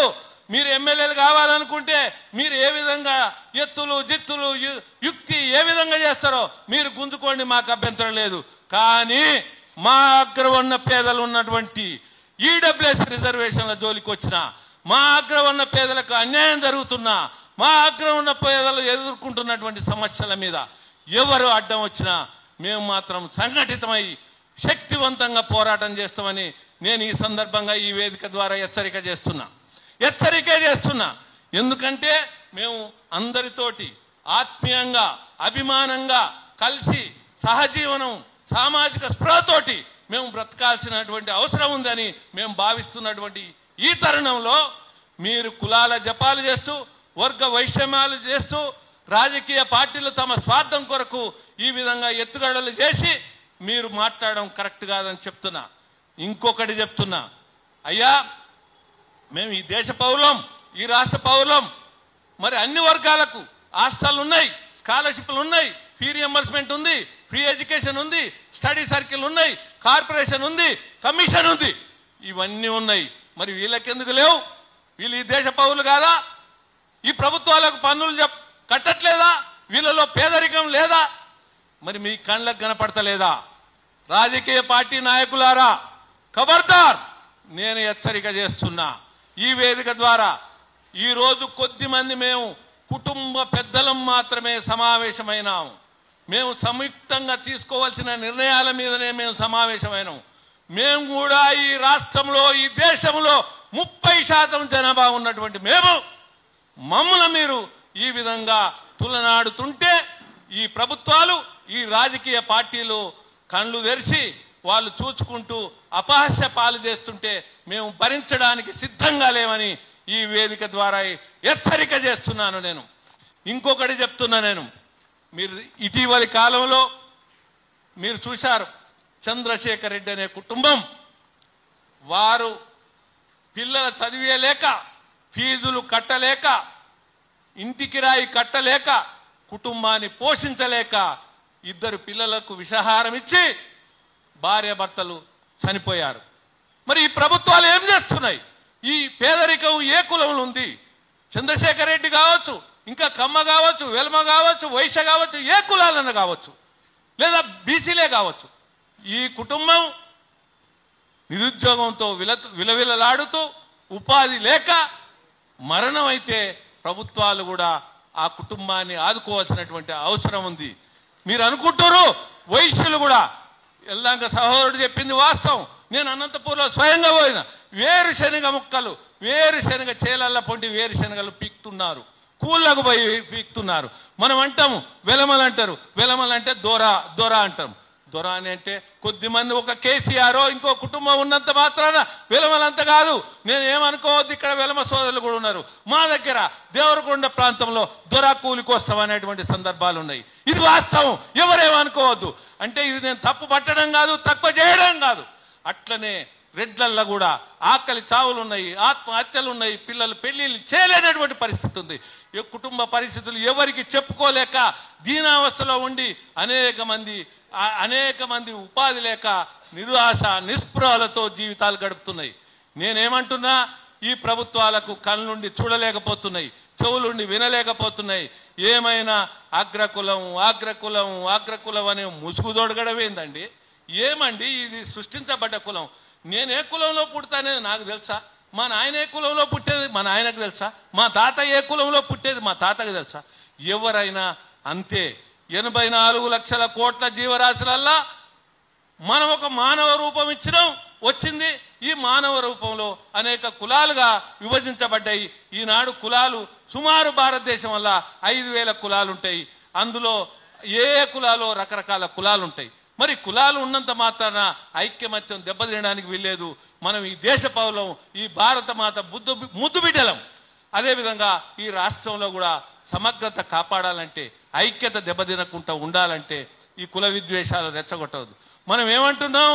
దేశ సమగ్రతను దెబ్బతీస్తే ఏమంటున్నాం? వారిని టెర్రరిస్టులు అంటున్నాం. మరి రాష్ట్ర సమగ్రతను కుల విద్వేషాలను రెచ్చగొడితే మరి టెర్రరిస్టుల కంటే ప్రమాదం అని నేను ఈ సందర్భంగా మనవి చేస్తున్నా. అయితే ఈనాడు ముఖ్యమంత్రులు ఉన్నారు, మంత్రులు ఉన్నారు, తర్వాత ఎమ్మెల్యేలు ఉన్నారు, అనేక మంది ఉన్నారు. చెప్పండి, మనకు హాస్టల్ లేవు, తీర్చిర్రా? మనకు స్కాలర్షిప్లు లేవు, తీర్చిర్రా? తర్వాత మనకి ఏ వసతులు లేవు, ఏమన్నా చేసిర్రా? కనీసం చట్టసభలో పోట్లాడిరా? మరి ఇటువంటి పరిస్థితి లేనప్పుడు మీ ఎమ్మెల్యేలు, మీ మంత్రులు, మీ ముఖ్యమంత్రులు అయితే ఏందంటున్నా? మా ఎమ్మెల్యే కావచ్చు, మంత్రులు కావచ్చు, ముఖ్యమంత్రులు కావచ్చు, ఏందంటున్నా?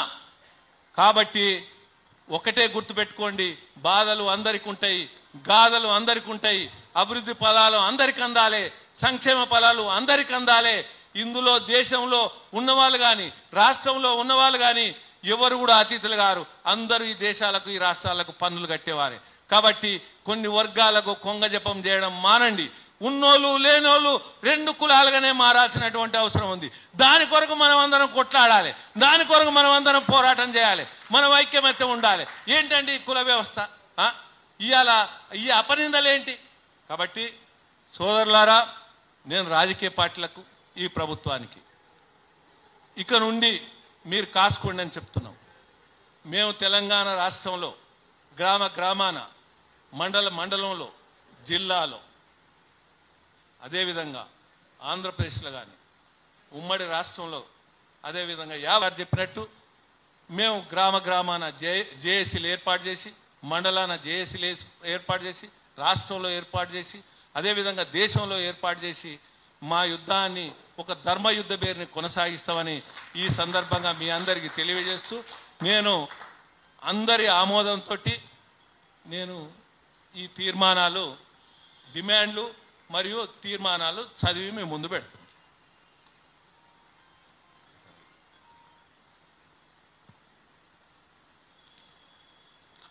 ఒకటి,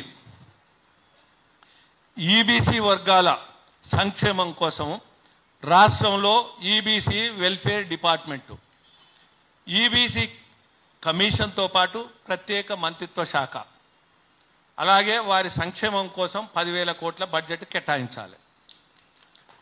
ఒకటి. అదేవిధంగా మిగిలిన వర్గాలకు అమలు చేస్తున్నటువంటి అభివృద్ధి సంక్షేమ పథకాలు ఈబీసీలకు కూడా వర్తింపజేసి సబ్ ప్లాన్ కూడా అమలు చేయాలి. రెండవ తీర్మానం. మూడవది, ఎస్సీ ఎస్టీ బీసీ మైనార్టీల వలె ఈబీసీ విద్యార్థులకు కూడా గురుకుల పాఠశాలలు, రెసిడెన్షియల్ స్కూళ్ళు, స్టడీ సర్కిళ్లు ఏర్పాటు చేయడంతో పాటు మెస్ ఛార్జీలు కూడా అందరికీ అందజేయాలి. మూడో తీర్మానం.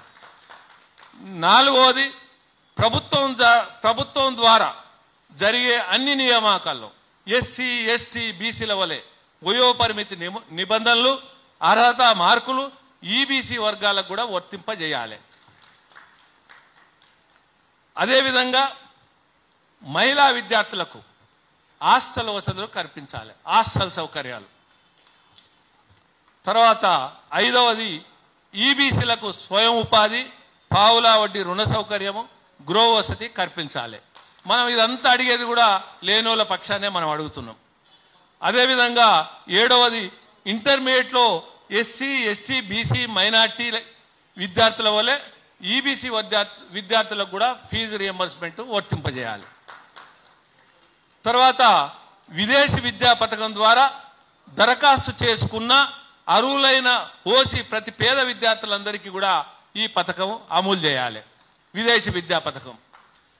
తొమ్మిదవది, కేంద్రంలో కూడా ఈబీసీ జాతీయ commission, EBC corporation, EBC welfare department ఏర్పాటు చేసే విధంగా అసెంబ్లీలో బిల్లు పెట్టి అదే బిల్లును పార్లమెంటుకు పంపాలి, తీర్మానం చేసి పంపాలి.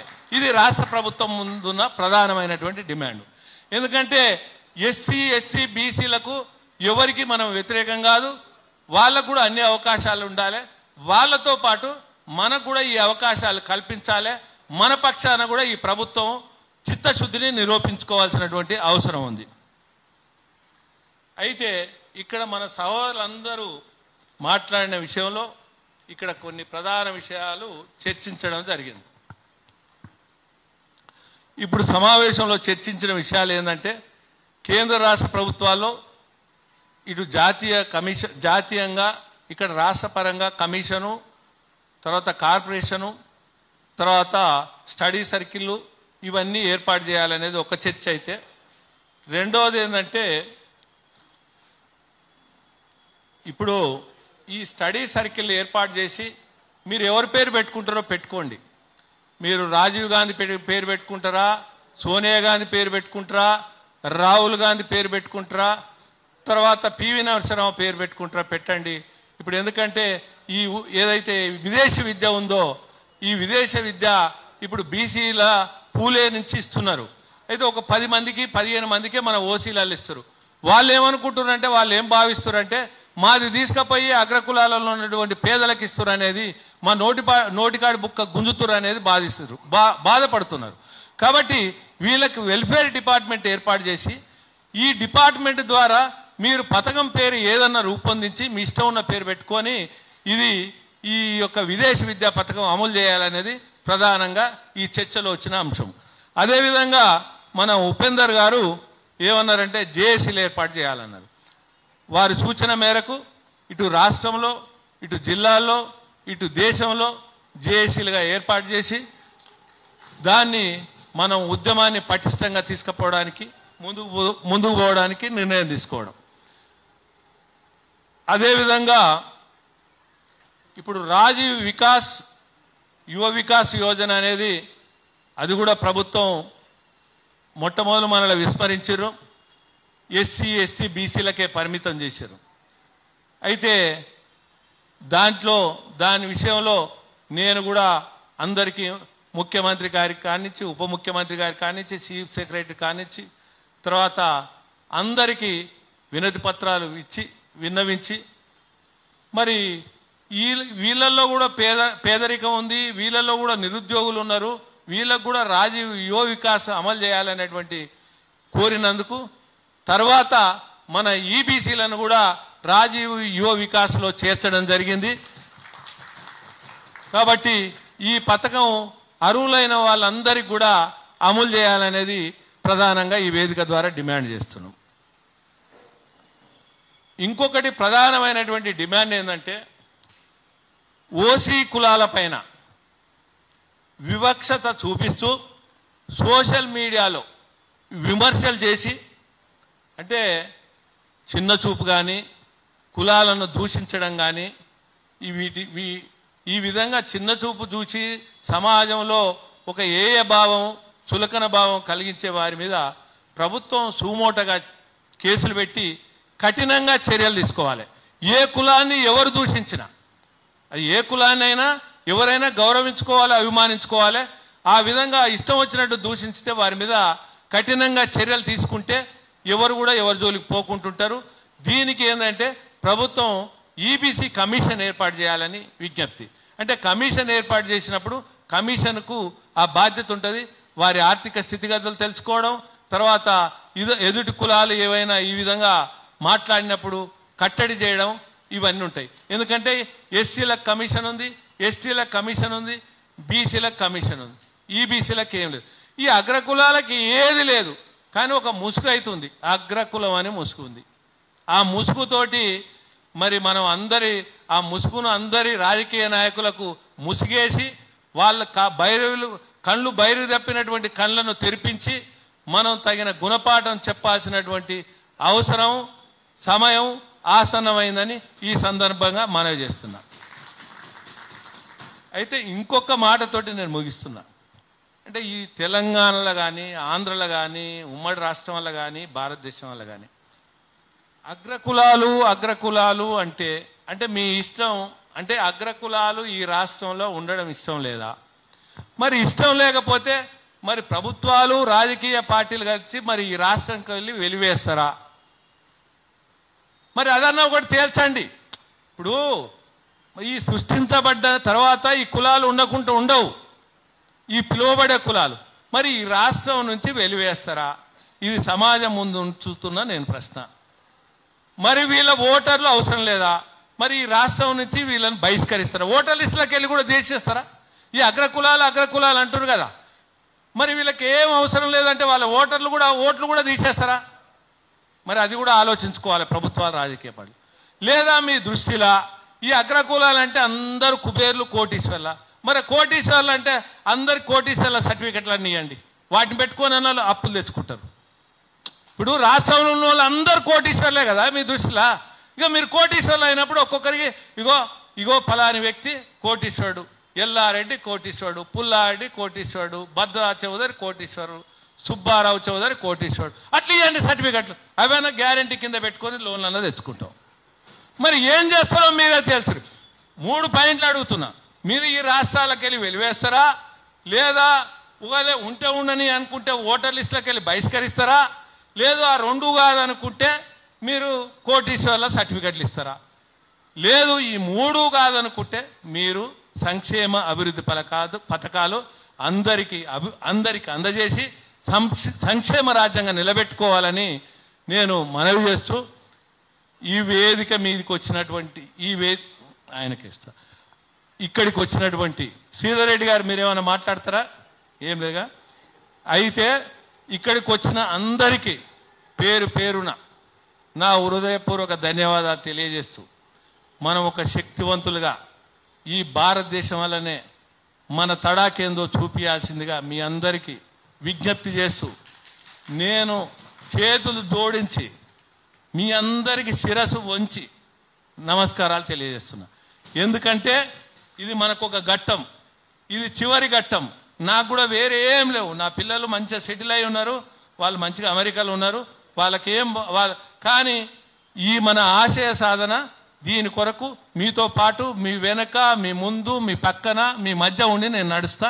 కాబట్టి మీరందరూ ఉద్యమోక్తులు కావాలని తెలియజేస్తూ నాకు ఈ అవకాశం ఇచ్చినందుకు ముగిస్తూ ఇక్కడ ఓట్ ఆఫ్ థ్యాంక్స్ మా యువ నాయకుడు రామరెడ్డి గారు చెప్పాల్సిందిగా కోరుతున్నా.